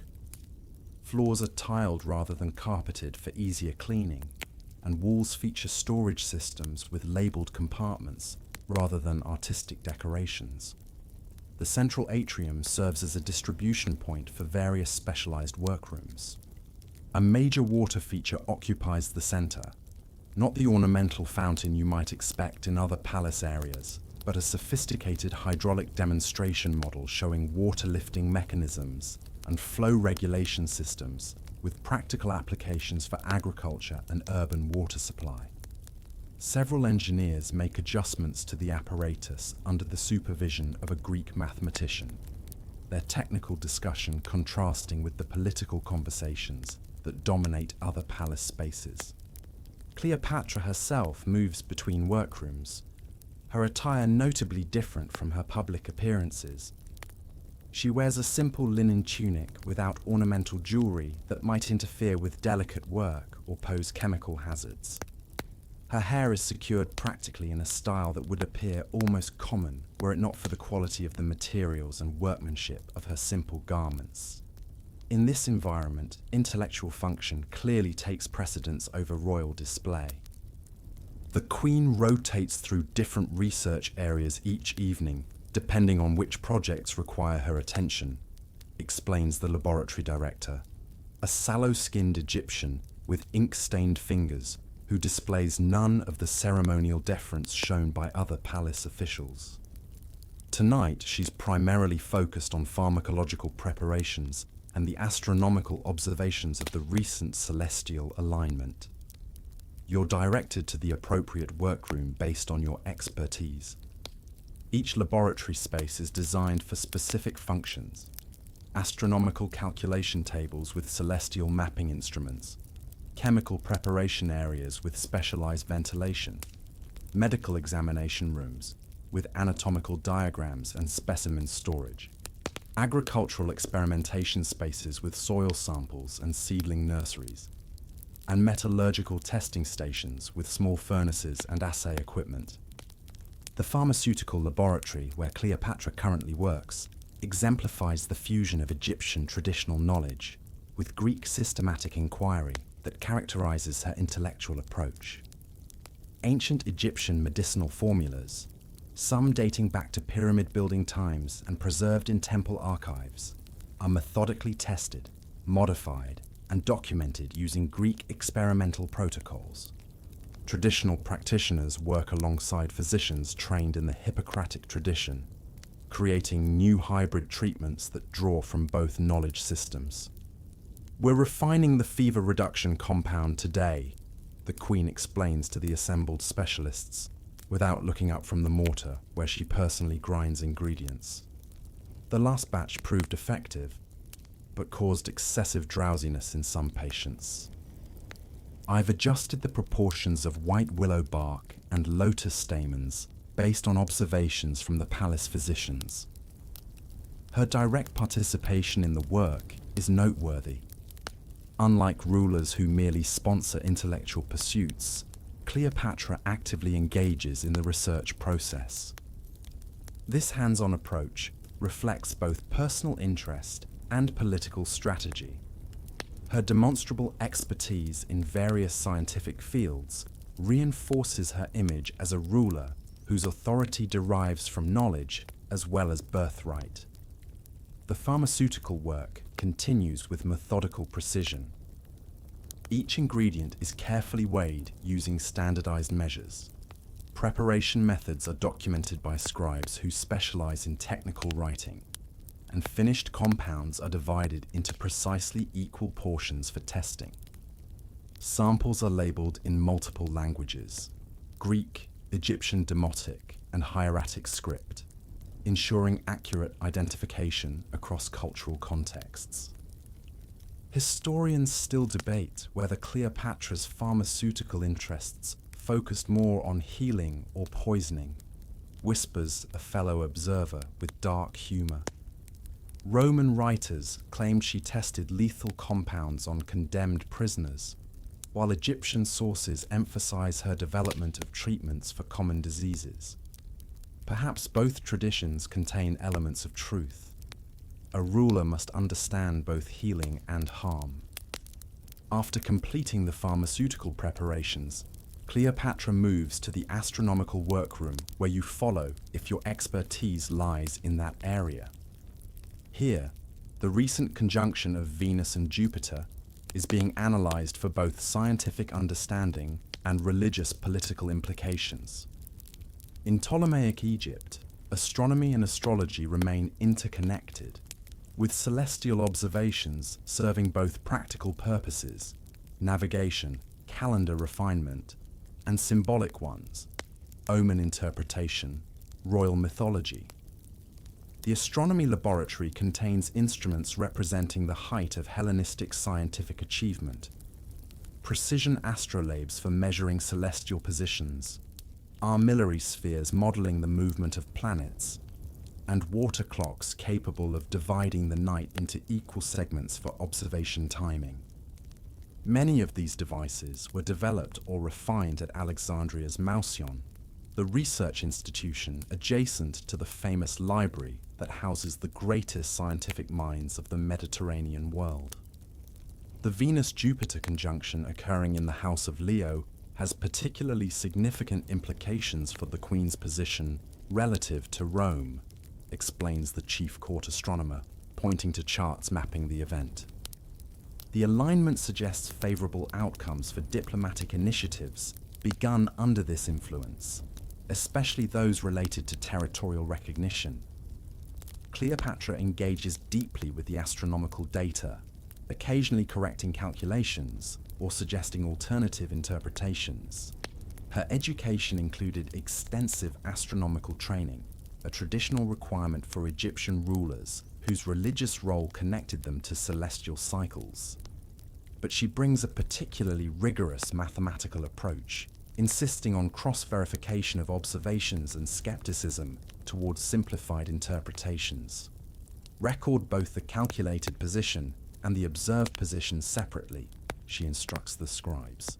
The discrepancy may indicate a need to adjust our mathematical models rather than simply averaging the difference. This empirical approach, prioritizing observed data over theoretical models, distinguishes the Alexandrian scientific tradition that flourishes under her patronage. While other Hellenistic centers might prioritize philosophical elegance in their cosmological theories, Cleopatra's laboratories emphasize practical accuracy and predictive value. After the astronomical work, you might follow the Queen to the agricultural research area if your expertise lies there. In this space, plants from throughout the known world are cultivated in controlled conditions to assess their potential for Egyptian agriculture. Unlike the ornamental palace gardens designed for beauty and shade, these experimental plots focus on practical applications: drought-resistant grain varieties, medicinal herbs with increased potency, and fruit trees bred for improved yield. Agricultural innovation receives less attention in historical accounts than Cleopatra's more dramatic scientific interests, notes the botanical director. but her systematic improvement of crop varieties may represent her most significant contribution to Egypt's long-term prosperity. The drought-resistant wheat strain developed under her direction increased yields in marginal lands by nearly 20%. The agricultural research connects directly to governance concerns. Charts on the walls track crop production throughout Egypt's agricultural regions, correlating yields with different soil amendments, irrigation techniques, and planting methods. Palace economists use this data to project tax revenues and grain reserves, while also identifying regions requiring agricultural development investment. As the evening's research activities continue, you observe Cleopatra moving between specialists, asking precise questions that reveal both breadth and depth of knowledge across multiple disciplines.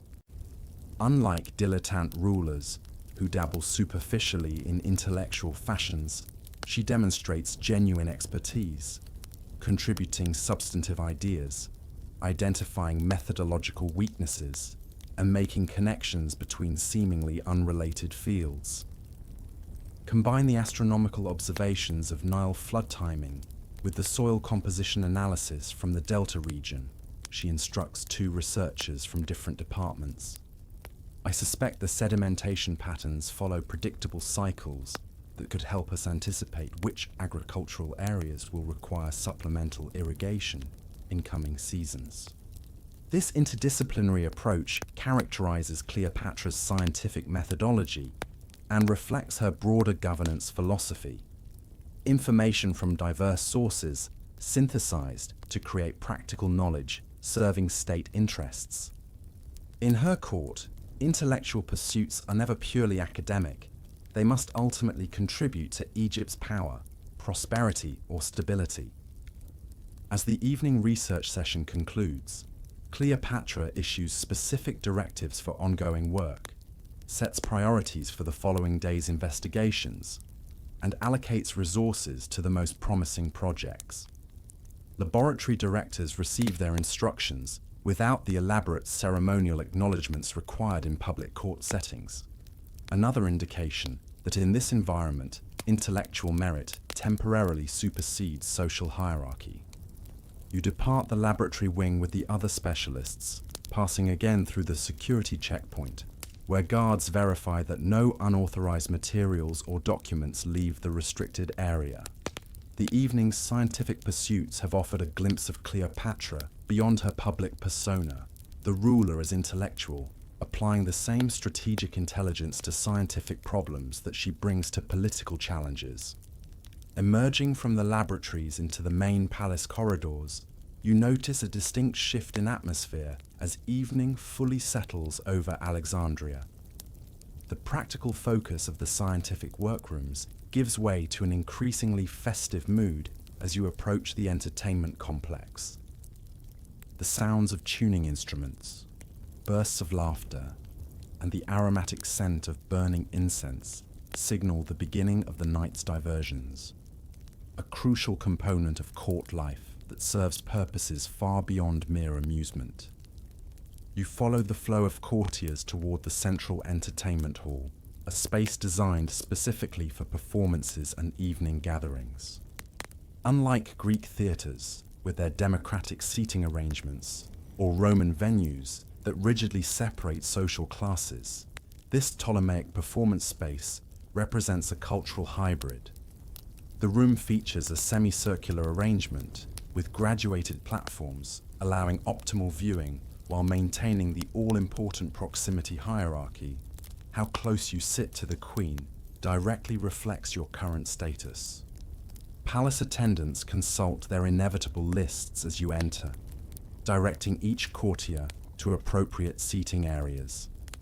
You find yourself assigned to a mid-tier section with decent sight lines to both the performance space and the royal seating area, positioning that allows you to appreciate the entertainment while also observing the court's reactions, particularly the Queen's responses, which can make or break performers' careers and patrons' reputations.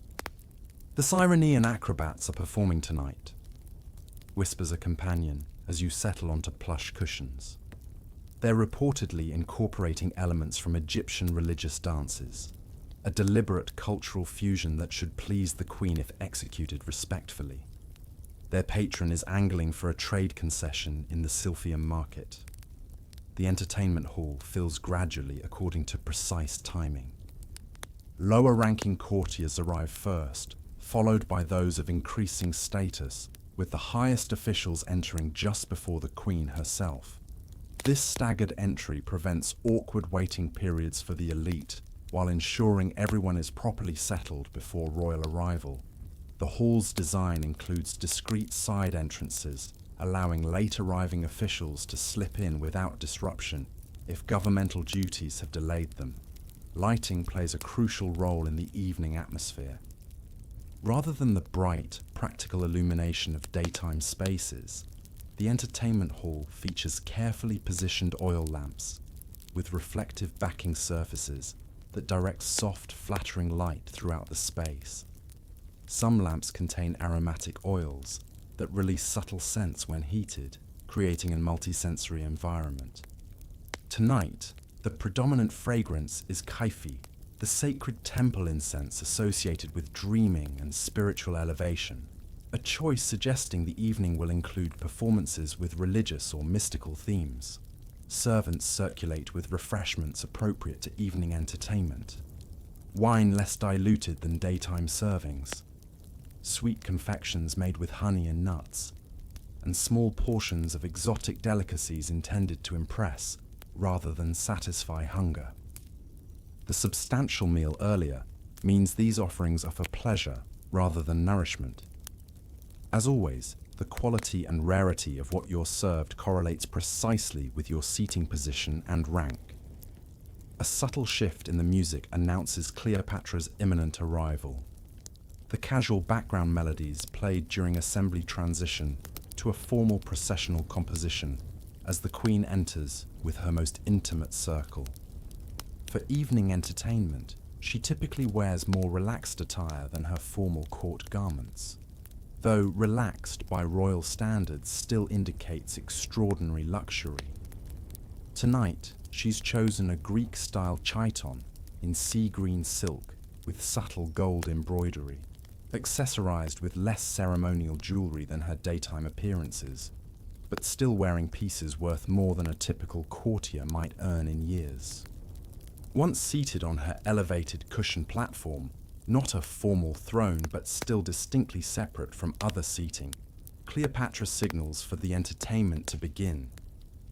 The evening's program has been carefully curated by palace entertainment directors, balanced to serve multiple purposes, showcasing Egyptian cultural achievements to foreign visitors, presenting new artistic trends from throughout the Mediterranean, reinforcing appropriate religious and political themes, and providing genuine diversion after the day's governmental work.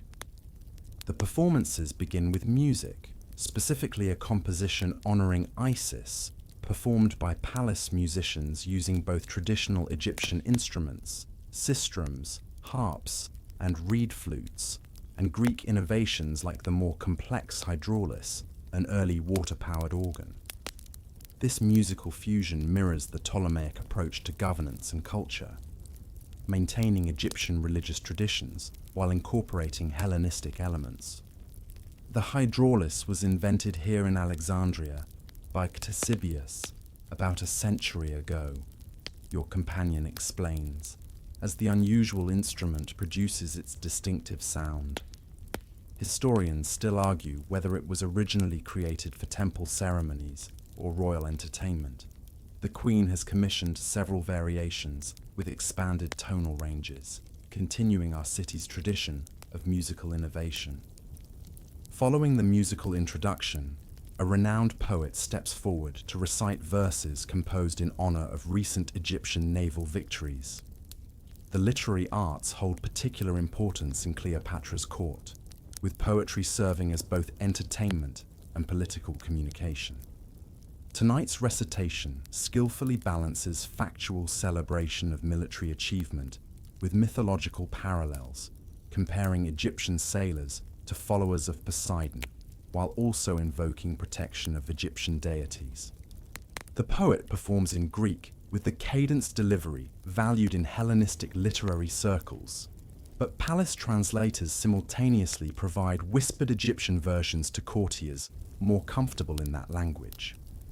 This bilingual approach characterizes all official palace entertainment, reflecting the dual cultural identity Cleopatra cultivates and the diverse linguistic background of her court.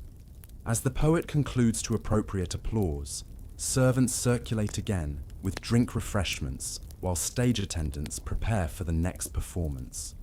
This interlude allows for brief social interactions, with courtiers exchanging whispered commentary on the performances and observing which artistic elements appeared to most please the queen. Performers anxiously await subtle signals of royal approval, a slight nod, a comment to nearby companions, or the small gift traditionally presented to artists who particularly impress. The acrobatic troupe from Cyrene takes the performance space next, beginning with technically impressive but fairly standard tumbling demonstrations before transitioning to their much-anticipated cultural fusion piece. They've clearly researched traditional Egyptian ritual movements, incorporating elements of temple dance into their acrobatic sequences, while maintaining respectful presentation rather than mere exotic appropriation. Quite clever, murmurs an elderly courtier with expertise in religious matters. They've studied the harvest blessing dances from Upper Egypt, but adapted the movements to showcase their Cyrenean tumbling traditions. It acknowledges Egyptian cultural primacy while demonstrating their own artistic contributions. Exactly the political balance the queen appreciates. Indeed, Cleopatra appears genuinely engaged by the performance, leaning forward slightly and occasionally commenting to her companion, the court's cultural minister. When the troupe concludes, she gestures to an attendant who presents them with small gold tokens, a public signal of royal approval that will significantly elevate their status in Alexandria's competitive entertainment community. As the evening progresses, the performances gradually shift from formal presentations to more interactive entertainment. Musicians move throughout the space, playing softer background compositions that allow conversation. Court artists circulate offering to create quick portrait sketches or silhouettes of guests. A particularly popular entertainer, a mentalist claiming the ability to guess objects held in closed hands or reveal thoughts written on sealed tablets, moves among the gathering performing close-up feats of psychological manipulation and misdirection. He combines Egyptian knowledge of human behavior with Greek logical deduction techniques, explains a physician watching the mentalist correctly identify hidden objects. Though he presents it as mystical, it's actually quite scientific. Observation of minute physical tells, and application of probability principles. The queen understands his methods but appreciates the skill nonetheless. Wine flows more freely as the evening advances, though palace stewards monitor consumption carefully, particularly among officials with morning governmental responsibilities. Cleopatra herself maintains notable moderation. Contrary to Roman propaganda portraying her as decadent, contemporary Egyptian sources emphasize her disciplined consumption at court functions, where clear-headed assessment of social dynamics remains essential. The entertainment's final phase features more exotic performances from distant lands, an Indian snake charmer whose serpents dance to haunting flute melodies, Arabian storytellers weaving tales of desert jinn, and Nubian musicians playing instruments unfamiliar to Mediterranean audiences. These acts serve diplomatic as well as entertainment purposes, honoring foreign delegations present at court, while demonstrating Egypt's extensive trade connections and cultural curiosity. Throughout the performances, you observe Cleopatra's strategic use of the entertainment context for diplomatic and political purposes. She summons different officials during specific performances, using the cover of entertainment to conduct brief business conversations that appear to outside observers as simple commentary on the acts. Foreign visitors receive carefully calibrated attention, with the Queen demonstrating cultural knowledge of their regions through specific questions about performance elements from their traditions. As the formal entertainment concludes, the gathering transitions to more fluid social interaction. Some courtiers depart for personal quarters or continued discussions in smaller groups, while others remain to enjoy the more relaxed atmosphere. Cleopatra herself withdraws with selected advisors for what will appear to be continued entertainment, but will likely involve substantive night discussions of matters too sensitive for daytime court settings. You linger briefly, observing how the evening's entertainment has served multiple court functions beyond simple diversion, reinforcing cultural identity, showcasing Egypt's international connections, providing opportunities for subtle status adjustments through royal attention, and creating the shared experiences that bind court society together, despite its internal competitions and factions. As the entertainment gathering disperses, you observe a noticeable intensification of security throughout the palace. The night brings heightened vigilance to Cleopatra's court, with the royal protection apparatus shifting to its evening protocols. This transition happens with practiced efficiency, subtle enough to avoid alarming courtiers, yet thorough enough to address the unique vulnerabilities darkness brings to the seat of power. You move through corridors now guarded at shorter intervals than during daylight hours. The evening sentries differ from their daytime counterparts in both equipment and demeanor. These night guards wear darker uniforms with minimal metal components to reduce noise and visibility, and they carry weapons selected for close-quarter effectiveness rather than ceremonial display. Their alertness is palpable, eyes constantly scanning, hands positioned for immediate weapon access, communication maintained through a sophisticated system of quiet signals. The night guard is drawn primarily from the Nubian special units, explains a veteran palace official walking nearby.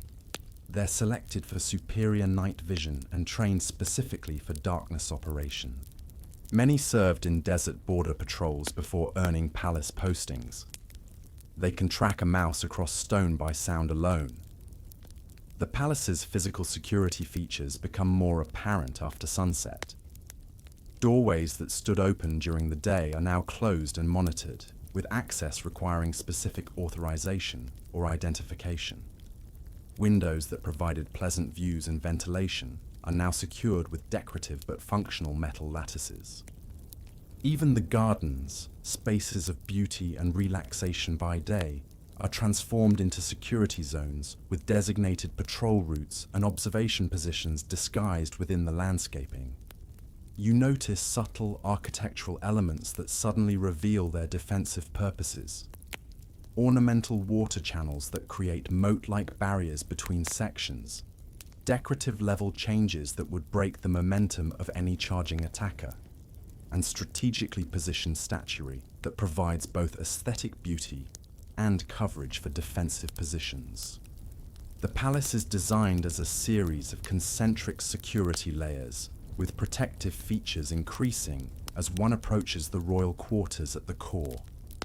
Your path takes you past one of the palace's main kitchens, still active despite the late hour.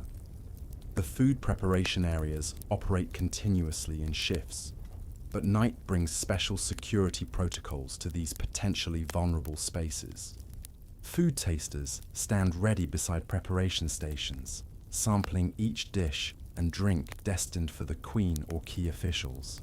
These specialized personnel, often condemned criminals, offered commuted sentences in exchange for this dangerous service, develop resistance to common toxins through carefully managed exposure, though this provides only partial protection against the sophisticated poisons known to Alexandrian chemists.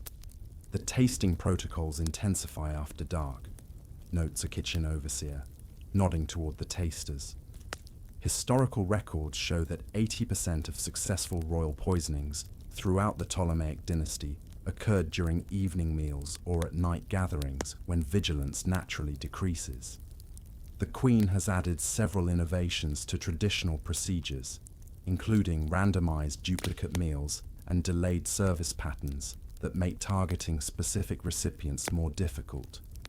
So, beyond the kitchen, you observe the careful management of palace access points. The main gates closed at sunset, with only the smaller side entrance remaining operational for essential night traffic. This entrance features multiple verification stages: initial assessment by outer guards, identity confirmation against expected visitor logs, physical inspection for weapons or prohibited items, and escort assignment for those approved to proceed further. Even high officials face these measures after dark, with rank providing no exemption from security protocols. The surveillance systems extend beyond physical security to human intelligence networks. Night brings a shift change among the palace's professional observers, individuals whose sole function is monitoring court dynamics and reporting potentially concerning behaviors. These observers blend seamlessly into the palace environment. Some pose as servants, others as minor officials, and a few operate under deeper cover as visiting scholars or entertainers. Their reports flow through discrete channels to the Queen's security apparatus, creating a comprehensive awareness of palace activities that complements the physical protective measures. Cleopatra expanded the internal observation networks beyond what her predecessors maintained. Whispers a trusted companion as you notice a seemingly ordinary servant making careful mental notes of a conversation between military officials. She particularly increased attention to unusual financial transactions, unexpected relationship changes, and personnel displaying knowledge beyond their station. The recent Parthian assassination of their king using supposedly loyal bodyguards reinforced her belief that behavioral monitoring is as important as physical security. The palace's information security receives similar attention after dark. You pass the royal scribal offices, where specialized night secretaries manage sensitive communications. Unlike daytime record keepers who focus on administrative documentation, these night scribes handle intelligence reports, diplomatic encryptions, and private royal correspondence requiring maximum discretion. The rooms feature special lamps designed to illuminate only the immediate work surface while leaving the surrounding area in shadow, preventing casual observation of sensitive materials. Adjacent to the scribal offices, you glimpse one of the palace's secure document repositories, rooms dedicated to protecting the written information that underpins royal power. These archives employ multiple security layers: sealed doors with sequential lock systems, continuous guard presence, fire suppression features including sand-filled wall cavities, and environmental controls maintaining optimal preservation conditions. The most sensitive documents, including succession plans, emergency military directives, and records of secret diplomatic arrangements, remain under constant supervision, never left unattended even momentarily. As you continue through the evening palace, you observe specialized security measures protecting key infrastructure.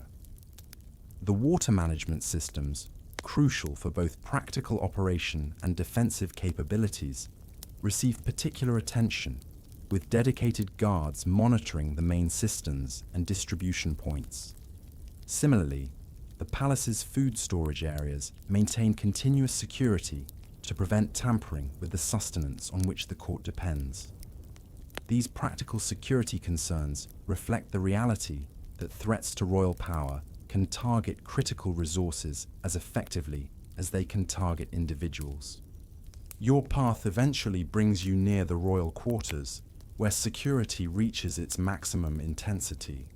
This innermost palace section operates almost as an independent fortress, capable of sealing itself from the remainder of the complex if necessary. The architecture creates a defensive labyrinth, with approach routes visible from multiple observation points and no direct path to the Queen's personal chambers. Guards here represent the elite of the elite, veterans of years of proven loyalty, extensively trained in close protection techniques, and often from families that have served the Ptolemies for generations. The Queen's personal guard includes members of all three major security traditions, explains a senior palace official, as you observe the carefully positioned sentries. Egyptian close combat specialists using traditional techniques, Greek-trained tactical units emphasizing formation defense, and Macedonian veterans from her father's original bodyguard. Each brings different strengths, and their diverse backgrounds make conspiracy more difficult. They literally don't speak the same native language, requiring all communication to pass through command protocols the Queen herself designed. Beyond the human security elements, you notice evidence of the more unusual protective measures rumored to exist within the palace. Specialized traps engineered by the same minds that create Alexandria's famous automata, mechanical devices triggered by improper access attempts, biological deterrents including trained guard animals and, according to some rumors, venomous creatures strategically positioned in restricted areas. Astronomical triggers that align security protocols with celestial positions, creating time-based defensive systems unpredictable to potential infiltrators. Historians still debate whether the famous mechanical defenses attributed to Cleopatra's palace actually existed or were strategic exaggerations meant to discourage assassination attempts, your companion notes, as you pass an unusual floor section rumored to conceal pressure-sensitive alarm mechanisms. The Queen certainly employed the finest mechanical minds in Alexandria, and palace expenditure records show significant allocations to special defensive fabrications, but the exact nature of these systems remains speculative. The uncertainty itself served as an effective deterrent. As the hour grows later, you observe the final security shift, the transition to deep night protocols when the palace reaches its highest alert status. The lighting changes subtly, with corridor illumination reduced to create deeper shadows that would reveal an intruder's movement against the darkness. Guard rotations increase in frequency to combat fatigue, with shorter shifts ensuring maximum alertness. Communication checkpoints operate at more frequent intervals, requiring positive confirmation rather than assuming all is well in the absence of alarm signals. Throughout these intensifying security measures, the palace maintains its essential character as the center of a sophisticated court society. The protective apparatus operates as an unobtrusive background to continuing nighttime activities, discreet enough to avoid creating an atmosphere of fear, while comprehensive enough to address the very real threats facing one of the ancient world's wealthiest and most politically significant rulers. The night security systems protecting Cleopatra represent the culmination of Ptolemaic defensive evolution. 3 centuries of lessons learned through successful and unsuccessful plots against her predecessors, adapted to address the specific challenges of her reign. In a court where power dynamics constantly shift and loyalties remain uncertain, these multi-layered protections create the secure foundation that allows the business of governance to proceed despite the ever-present specters of assassination, coup attempts, and foreign intervention. As the palace settles into the deep rhythms of night, you find yourself included in a select group summoned to one of Cleopatra's strategic nighttime meetings.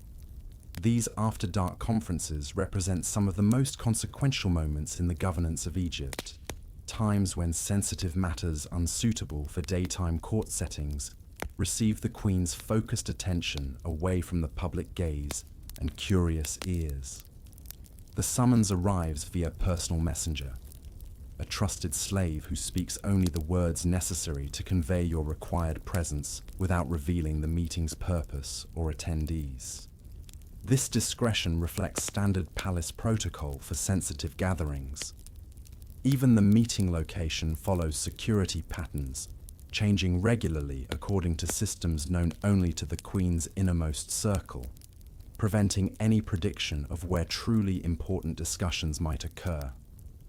Tonight's gathering takes place in what appears at first glance to be a minor garden pavilion, a structure whose modest exterior belies its actual significance.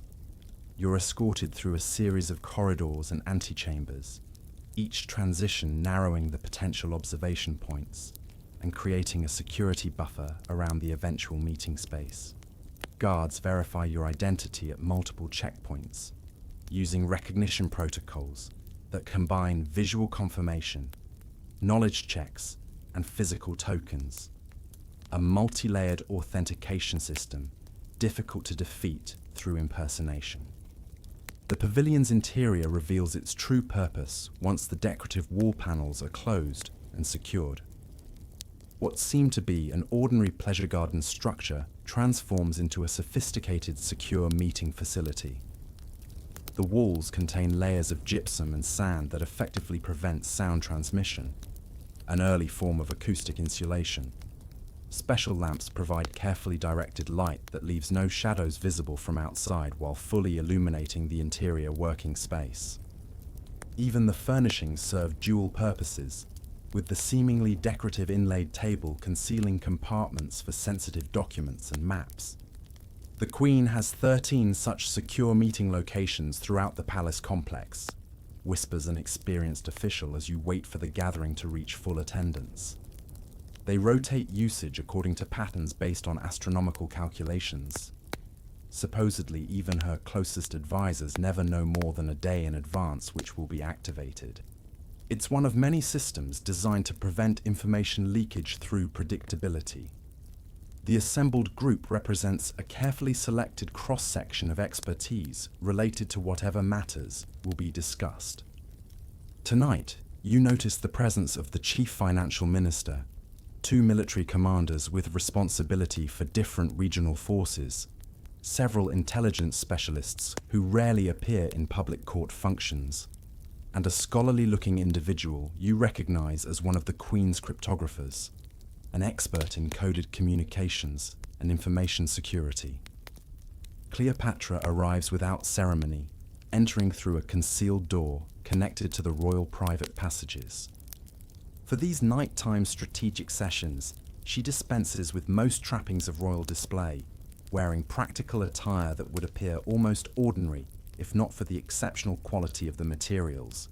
She carries her own documents rather than having them borne by attendants, and she takes her place at the table without the usual protocols of deference that accompany her public appearances. "We have 3 matters requiring immediate attention," she begins without preamble, the business-like tone setting the meeting's tenor. "First, our maritime intelligence network reports unusual Roman fleet movements near Cyprus. Second, the caravan taxation adjustments we implemented last month have produced unexpected collection patterns requiring assessment. Finally, we have intercepted correspondence suggesting potential coordination between disaffected elements in the Eastern Delta and certain foreign interests." This direct approach characterizes Cleopatra's nighttime governance style, a stark contrast to the carefully choreographed public performances of daytime court. Here, practical effectiveness takes precedence over ceremony, with the Queen's natural intelligence and strategic thinking displayed without the theatrical elements required for public legitimacy. These nocturnal meetings reveal the pragmatic administrator behind the divine Queen persona. The discussion begins with the military intelligence regarding Roman naval activities. A senior intelligence operative presents the raw information: ship movements, unusual supply acquisitions at key ports, personnel changes among command structures, followed by the analytical assessment from the palace's strategic evaluation unit. Maps are unrolled showing verified positions and projected movements, with different colored markers indicating confirmed versus speculative information. Our source embedded with the Roman Quartermaster Corps confirms unusual procurement patterns consistent with fleet preparation for extended operations. reports the intelligence chief. However, the acquisitions focus on water and preserved provisions rather than the weapons and siege materials we would expect for aggressive action against our territories. Cleopatra listens intently, occasionally asking precisely targeted questions that reveal her detailed knowledge of both naval operations and Roman military procedures. Her inquiries focus particularly on discrepancies between different intelligence sources and potential alternative interpretations of the observed activities. Unlike many rulers who receive only curated intelligence supporting predetermined conclusions, she insists on exposure to conflicting assessments and analytical uncertainties. The pattern suggests an extended training operation rather than invasion preparation, she concludes after thorough discussion. However, we'll implement Contingency Response Protocol 3 for our Eastern naval units. Increased readiness without obvious defensive positioning that might be interpreted as provocation. And double the observation resources dedicated to monitoring Roman naval communications. I want transmission patterns analyzed for any deviation from their standard operational protocols. The discussion transitions seamlessly to the taxation matter, with financial officials presenting detailed revenue figures from caravan routes connecting Egypt to Arabia and points east. Complex documentation is reviewed showing collection totals compared with projected expectations, geographic distribution of discrepancies, and temporal patterns that might indicate systemic issues versus seasonal fluctuations. The shortfall appears concentrated in luxury goods rather than bulk commodities, notes the Treasury official, pointing to specific entries in the ledgers. Particularly concerning is the 30% decrease in recorded frankincense shipments despite consistent temple acquisition requirements. What might seem like dry administrative details receive Cleopatra's complete attention. Her governance philosophy considers financial stability the essential foundation of political power. She examines the records personally rather than relying solely on summary reports, occasionally noting mathematical inconsistencies or questionable classification decisions that have escaped her officials' notice. This suggests organized smuggling rather than trade route disruption, she determines after methodical analysis. The pattern indicates internal complicity, likely mid-level customs officials at the Pelusium and Berenice entry points coordinating to misclassify high-value, low-volume goods. Implement staggered inspection protocol effective immediately, with personnel rotations every 17 days rather than the standard 30. And deploy Treasury observers with Nabatean language skills. They'll pose as merchants to identify which officials are soliciting bribes. Sat. The night meeting's tempo reflects efficiency impossible in day court, with decisions made and implementation directed without the ceremonial delays that public governance requires. Resources are allocated, personnel reassigned, and policies adjusted with minimal discussion once the Queen has determined the appropriate course. This administrative streamlining represents one of the key advantages of these nocturnal sessions, the ability to respond rapidly to emerging situations without the performance aspects of public rulership. The final agenda item, potential coordination between domestic and foreign interests, receives the most comprehensive security treatment. The cryptographer presents decoded communications intercepted from messengers traveling between Alexandria and several foreign capitals. These messages, written in sophisticated substitution ciphers, reveal discussions between certain Egyptian noble families and representatives of competing powers, particularly remnants of Ptolemaic rivals seeking restoration. The correspondence remains primarily exploratory rather than operational, the cryptographer explains, pointing to specific decoded passages. They discuss theoretical support but contain no concrete planning or resource commitments. However, the sophistication of the encryption suggests professional intelligence involvement rather than amateur conspiracy. This matter draws Cleopatra's most focused attention. Internal security threats combined with foreign interference represent the most dangerous challenge to her rule. She reviews the intelligence methodically, probing for connections between seemingly separate communications and questioning the reliability of interception methods. Her approach demonstrates the systematic thinking that has allowed her to survive in the lethal political environment of the late Ptolemaic dynasty. We will not take direct action yet, she decides after thorough consideration. Immediate response would reveal our monitoring capabilities and drive these communications to channels we haven't penetrated. Instead, implement selective information seeding, controlled disinformation through the identified channels to test how it circulates.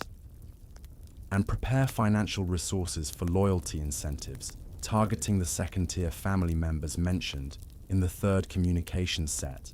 They appear susceptible to pragmatic realignment.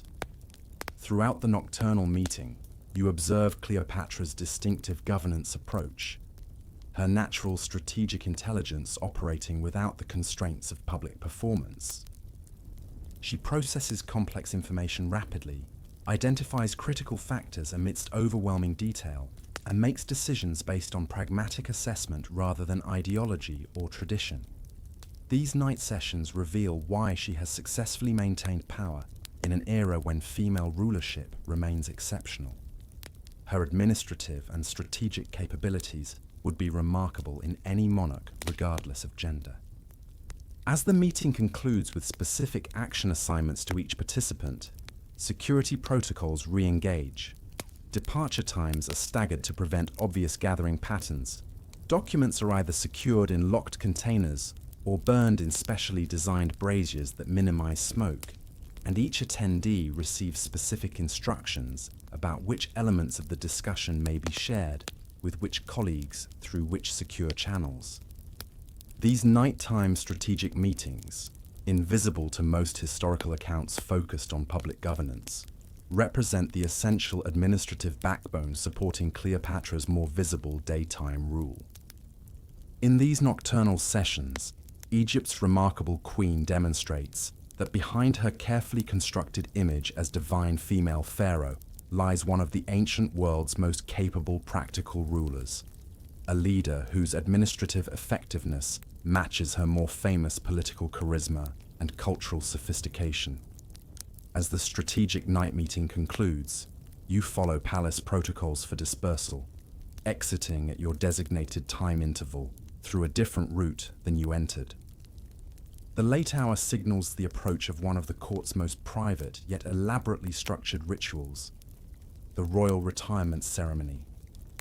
While seemingly personal, Cleopatra's preparation for sleep represents another carefully choreographed performance, blending practical necessity, religious symbolism, and political messaging. You make your way toward the royal residential wing, your inclusion in this intimate evening ritual indicating significant trust or specialized function in the court hierarchy. Unlike daytime court with its hundreds of participants, the evening retirement ceremony involves only a select few, perhaps 20 individuals with specific roles in the nightly routine. As with all palace activities, admission follows precise protocols, with different chambers requiring different levels of authorization. The approach to the Queen's private quarters features progressive security measures and symbolic transitions. You pass through a series of antechambers, each smaller and more exclusive than the last, with architectural elements signaling increasing intimacy. The decoration shifts from public political imagery to more personal and religious themes, with the formal Ptolemaic royal iconography giving way to more intimate Egyptian symbolism associated with protection, regeneration, and celestial journeys, all concepts connected to sleep in Egyptian theological understanding. The Queen's sleeping chambers have been relocated 7 times during her reign, whispers a veteran lady-in-waiting as your group progresses through security checkpoints. The current arrangement was designed by her personal architect, with consultation from both security specialists and religious authorities. The layout incorporates protective elements from Egyptian tradition, Greek defensive architecture, and several innovations specific to her requirements. The penultimate antechamber serves as an assembly point for those who will participate in various aspects of the retirement ritual. Here, court officials consult preparation lists, verify that all necessary items have been properly inspected and prepared, and synchronize the complex sequence of evening activities. Unlike the daytime court, with its emphasis on public visibility, the retirement ceremony prioritizes predictable routine, a consistency that serves both security purposes and the Queen's personal preference for orderly processes. The chamber contains an assortment of items essential to the elaborate bedtime rituals: alabaster jars of specialized night oils and unguents, linen garments specifically designed for sleeping, religious items for evening devotions, and the various practical necessities for overnight comfort and security. Each item has been subjected to thorough inspection for both quality and safety, with particular attention to anything that will come into direct contact with the Queen's person. From this gathering point, only the most essential attendants proceed to the actual bedchamber, the most private space in the entire palace complex. The sleeping chamber itself represents the culmination of Ptolemaic architectural sophistication, designed to address practical, symbolic, and security requirements simultaneously. The room's proportions follow traditional Egyptian sacred geometry, with dimensions based on mathematical principles believed to promote harmony and divine protection. The central feature is naturally the royal bed, a structure far more complex than its simple appearance might suggest. Built on an elevated platform of Lebanese cedar, chosen for both its aromatic properties and resistance to insects, the frame incorporates protective symbols carved into its structural elements and concealed within joints. The mattress contains specialized layers of wool, linen, and aromatic herbs selected for both comfort and their reputed ability to promote healthy sleep and significant dreams. The Queen's bed design represents a complete rethinking of royal sleeping arrangements, explains the chief bedchamber attendant, a position of surprising political influence given its intimate access. Previous Ptolemies maintained the Greek tradition of different seasonal beds, but she commissioned this single adaptive design that can be modified for different weather conditions without relocating. The wool-stuffed elements can be exchanged for cooler materials during summer months, while the frame remains constant, maintaining the protective enchantments continuously. Environmental comfort receives particular attention in the chamber design. Ventilation channels allow for temperature regulation without compromising security, bringing fresh air from carefully screened intake points. The ceiling features special acoustic treatments that absorb sound while still allowing guards positioned above to detect any unusual noises within. During winter months, discrete heating systems circulate warm air through channels beneath the floor, a technology adapted from Roman hypocaust designs but modified to eliminate smoke and fire hazards. Lighting in the bedchamber represents another area of careful engineering. Special oil lamps produce minimal smoke while providing adjustable illumination, with particular attention to creating a spectrum that promotes relaxation as the evening progresses. The lamp designs prevent accidental fires through self-extinguishing mechanisms if disturbed, addressing one of the most common palace hazards. During summer months, the lamps contain citronella-infused oils that help repel insects without overwhelming the chamber's carefully balanced aromatic environment. As preparations continue, specialized attendants arrange the Queen's night cosmetics and medications on a dedicated table of polished obsidian. Unlike the elaborate daytime beauty rituals focused on public appearance, the evening preparations prioritize skin restoration, physical comfort, and therapeutic treatments for any health concerns. The chief physician has prepared specific formulations based on the day's activities and and environmental conditions. Perhaps a soothing eye treatment after hours of reading papyri, or a specially formulated massage oil to address muscle tension from ceremonial regalia. The Queen's evening health regimen combines traditional Egyptian practices with Greek medical innovations, notes the court physician who supervises the preparation of these treatments. She's particularly interested in the relationship between sleep quality and mental acuity, having observed that critical decisions made following poor rest often prove problematic. Her standardized evening routine incorporates elements specifically designed to promote the deep sleep associated with effective cognitive function. Religious observances form an essential component of the retirement ceremony.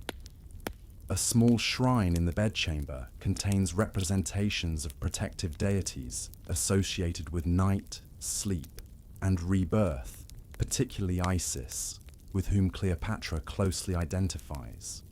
A dedicated religious attendant prepares the evening offerings, small portions of bread and wine, aromatic resins for burning, and fresh flowers replaced daily.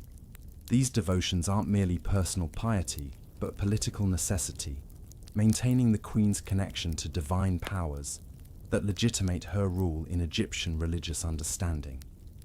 Cleopatra enters the bedchamber at the astronomically determined auspicious time, calculated daily by court astrologers based on celestial positions.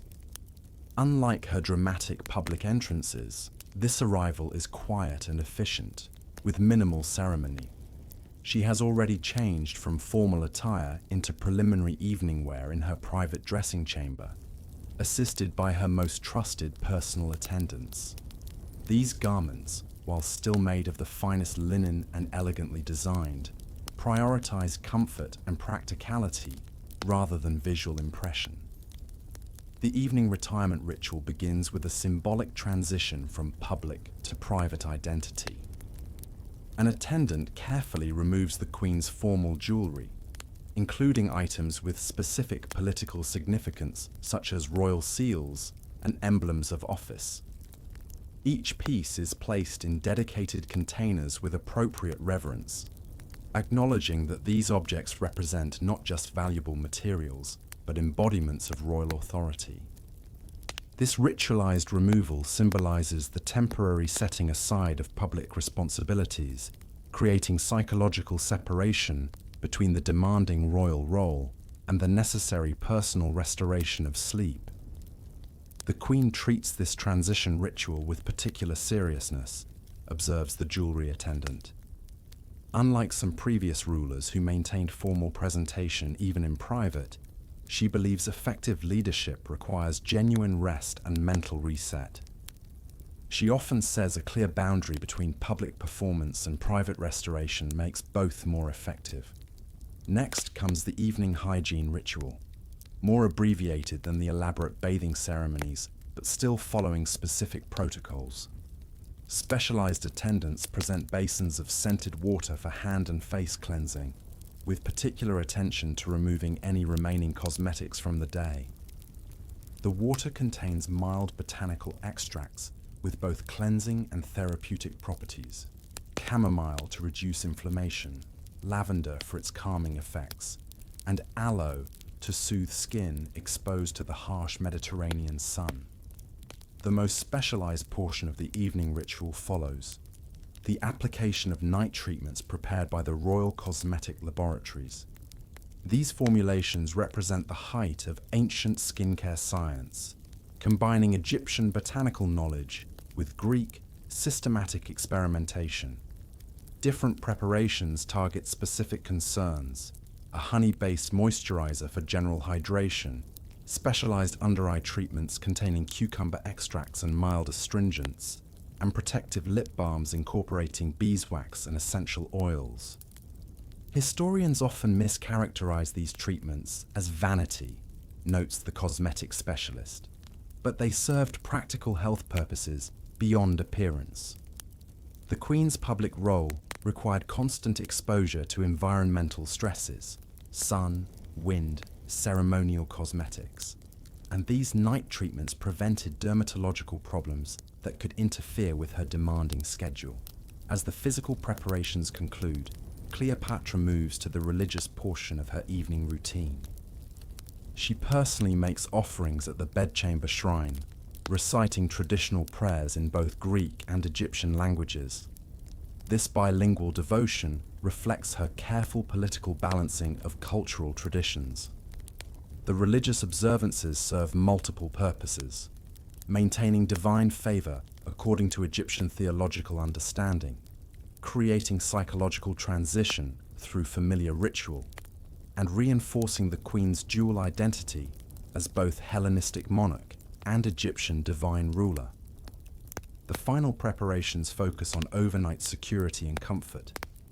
Attendants make last adjustments to bedding, verify that emergency communication systems are functional, and position night refreshments, typically water infused with mint or honey, within easy reach.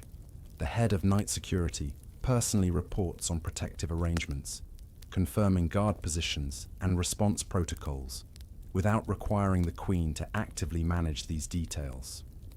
With preparations complete, Cleopatra dismisses most attendants, retaining only the minimum overnight staff, typically a single trusted personal slave who will sleep in the adjacent chamber, plus the guards positioned outside direct visual or auditory range but within immediate response capability. The lighting is reduced to a single night lamp designed to burn safely for the duration of darkness, casting a soft glow that provides orientation without disturbing sleep. The bedchamber doors close, sealing the most powerful woman in the Mediterranean world into her most private space, a carefully designed environment where she can temporarily set aside the constant performance of queenship and find the essential restoration that maintains her remarkable energy and mental acuity. The elaborate preparations, seemingly excessive to modern perspectives, reflect the fundamental understanding that the Queen's physical and mental well-being constitutes a critical state resource, not merely personal comfort. As Cleopatra retires for the night, Alexandria and the palace complex around her continue their nocturnal rhythms. While the public narrative of court life centers on daytime activities and the Queen's visible presence, a parallel world of nighttime operations maintains the complex machinery of governance throughout the hours of darkness. You find yourself navigating this shadow court, the network of activities that continue while the Queen sleeps, preparing the stage for tomorrow's performances of power. You move through corridors significantly quieter than their daytime bustle, but far from deserted. The Palace Night Watch maintains their vigilant presence, with guard rotations continuing at regular intervals. Unlike the ceremonial daytime sentries with their polished armor and formal stances, these night guards wear darkened leather with minimal metal components, prioritizing stealth and functionality over impressive appearance. Their patrol patterns follow irregular timing to prevent predictability, a security measure against potential infiltrators who might study routines. The night guard follows the owl protocol, explains a senior security official conducting inspection rounds. Like the hunting bird, they move silently, see what others miss in darkness, and appear suddenly where needed. We rotate personnel between different palace sections to prevent complacency or over-familiarity with any single area. Beyond security operations, administrative functions continue in dedicated night offices. You pass the quarters of the Night Secretariat, scribes specializing in processing sensitive communications and preparing briefing materials for the following day's court sessions. Unlike their daytime counterparts who focus on public records and formal declarations, these night administrators handle intelligence reports, diplomatic communications requiring immediate attention, and the continuous documentation of palace activities that creates the historical record of the reign. The night scribes work in a chamber specially designed for their functions, with lighting arrangements that focus illumination precisely on writing surfaces while keeping the surrounding areas dimly lit to reduce eye strain during long hours of manuscript preparation. Their workstations feature specialized equipment, including dry storage boxes for papyrus, heating elements to maintain ink at optimal consistency regardless of night temperatures, and sand timers for tracking document preparation schedules. The Queen requires morning briefing documents to follow a precise format, notes the Night Secretariat supervisor, inspecting a nearly completed report. Information must be presented in priority order, with critical matters first, followed by important but non-urgent items, and contextual information last. Each section uses specific header indicators, allowing her to quickly identify matters requiring immediate attention versus those that can be delegated. This systematic approach to information management represents one of Cleopatra's administrative innovations. Unlike previous rulers who received haphazard reporting based on whatever seemed most pressing to individual officials, she instituted standardized knowledge management protocols that ensure comprehensive awareness without overwhelming detail. The night scribes play a crucial role in transforming the chaotic flow of incoming information into organized, actionable intelligence ready for morning decision-making. Adjacent to the administrative offices, you observe the night court in session, a scaled-down version of daytime judicial functions handling urgent matters that cannot wait for formal daylight proceedings. A small panel of judges appointed specifically for night duty hears cases involving foreign visitors who must depart at dawn, commercial disputes affecting ships scheduled for morning sailing, or security incidents requiring immediate resolution. The proceedings maintain legal formality despite the hour, with proper documentation and adherence to procedural requirements. Night Court developed under Cleopatra's direction after a diplomatic incident involving delayed justice, explains a court functionary overseeing the schedule. A foreign merchant was detained on suspicion of smuggling, but couldn't be heard until the following afternoon's session. By then, his trading partners had departed, assuming the worst, spreading negative reports about Egyptian commercial practices in 3 Mediterranean ports before the merchant was exonerated and released. The practical innovation of continuous judicial availability exemplifies the Queen's governance approach, identifying systemic inefficiencies and implementing targeted solutions rather than accepting traditional limitations. This night court handles approximately 1/5 the volume of daytime proceedings, but addresses matters where time sensitivity outweighs the preference for the full ceremonial process. The palace kitchens represent another center of continuous activity, with the night shift already preparing elements of tomorrow's meals. Unlike the day cooks who focus on final preparation and presentation, these night workers handle the time-consuming foundation tasks, preparing stocks and bases for sauces, marinating meats, and beginning the long fermenting bread doughs that will become morning loaves. The kitchen operates at a measured pace without the frantic energy of daytime meal service, but with careful attention to the essential preparations that enable the court's elaborate daily dining. The Queen instituted the 3-shift kitchen system after studying military camp operations during campaign preparations, notes the night kitchen supervisor. She observed that soldiers received more consistent meals when preparation was continuous rather than cyclical. The palace adapted this approach, creating overlapping kitchen shifts that ensure both regular meal service and capacity for unexpected requirements, regardless of hour.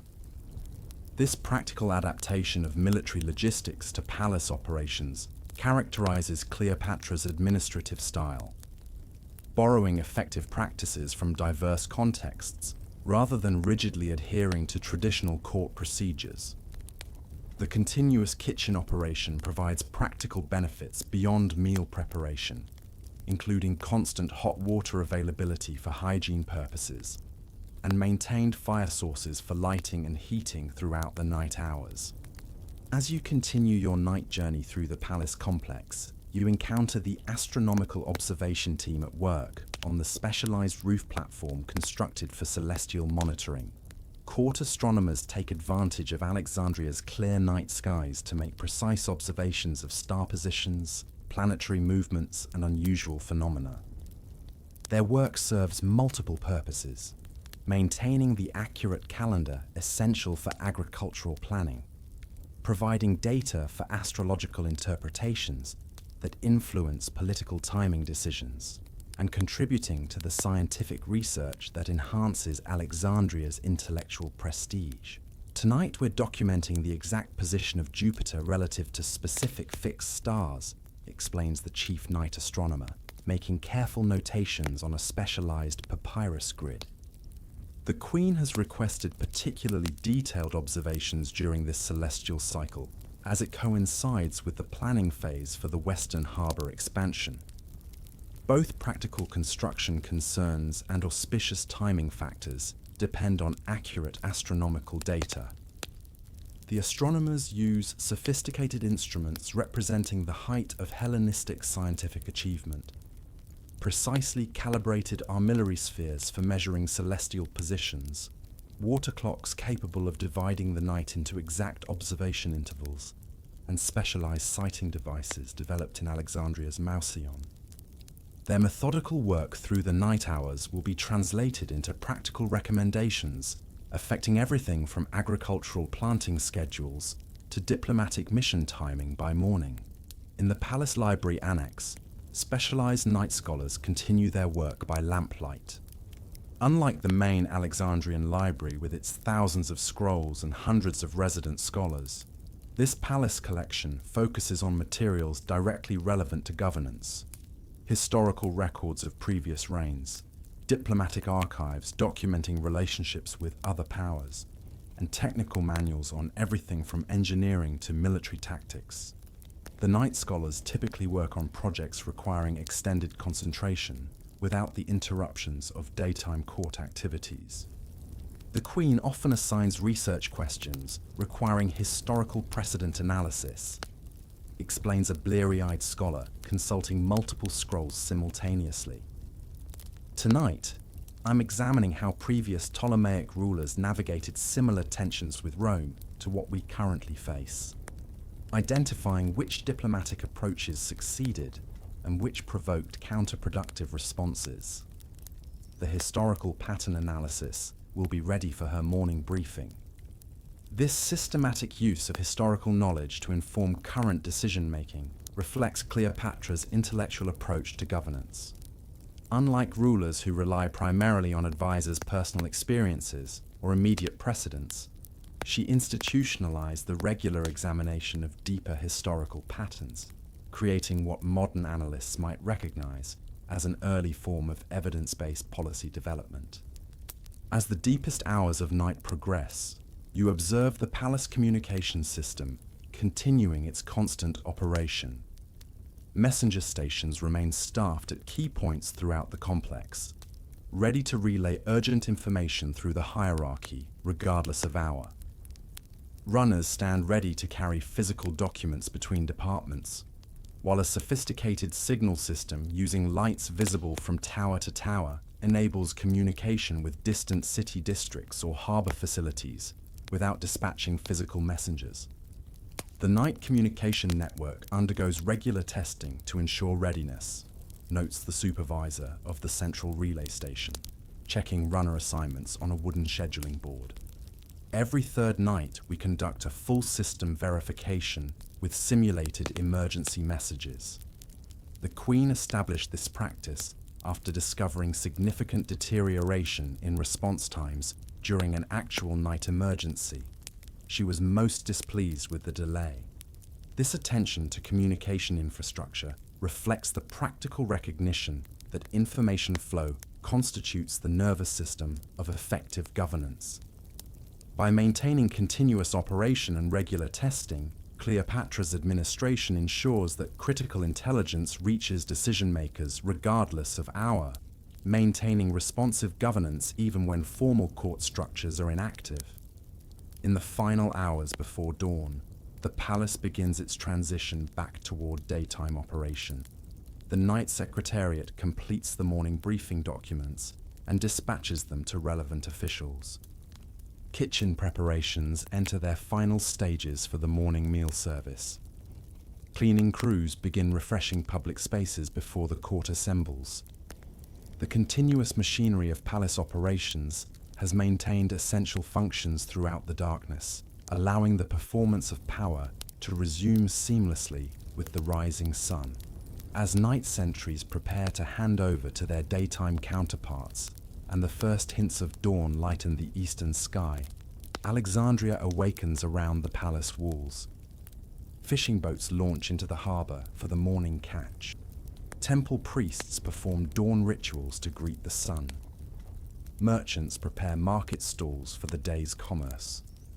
The city that serves as capital to Egypt, an intellectual center of the Mediterranean world, begins another day in the remarkable reign of its last Ptolemaic. As the first light of dawn begins to color the eastern sky, your journey through a day in Cleopatra's court draws to its natural conclusion. The circular nature of palace life becomes apparent as early morning activities echo those you witnessed yesterday, the cycle preparing to begin anew. The night whispers fade as Alexandria awakens, the transition between darkness and light, marking the eternal rhythm that governs even royal lives. Your breathing has deepened now, becoming slower and more regular as you imagine the gentle lapping of Mediterranean waves against the harbor walls. The mental journey through ancient hallways has served its purpose, gradually distancing your consciousness from the concerns of your own world and time. The sounds of palace life grow more distant with each breath you take. The footsteps of changing guards seem to fade. The whispers of night scribes become indistinct. The scratching of astronomical notation on papyrus softens until it's barely perceptible. Even the brilliant stars observed by Cleopatra's astronomers seem to dim gently, one by one, like candles being extinguished in a quiet room. Let your mind drift now between worlds, neither fully in present reality, nor completely immersed in ancient Alexandria.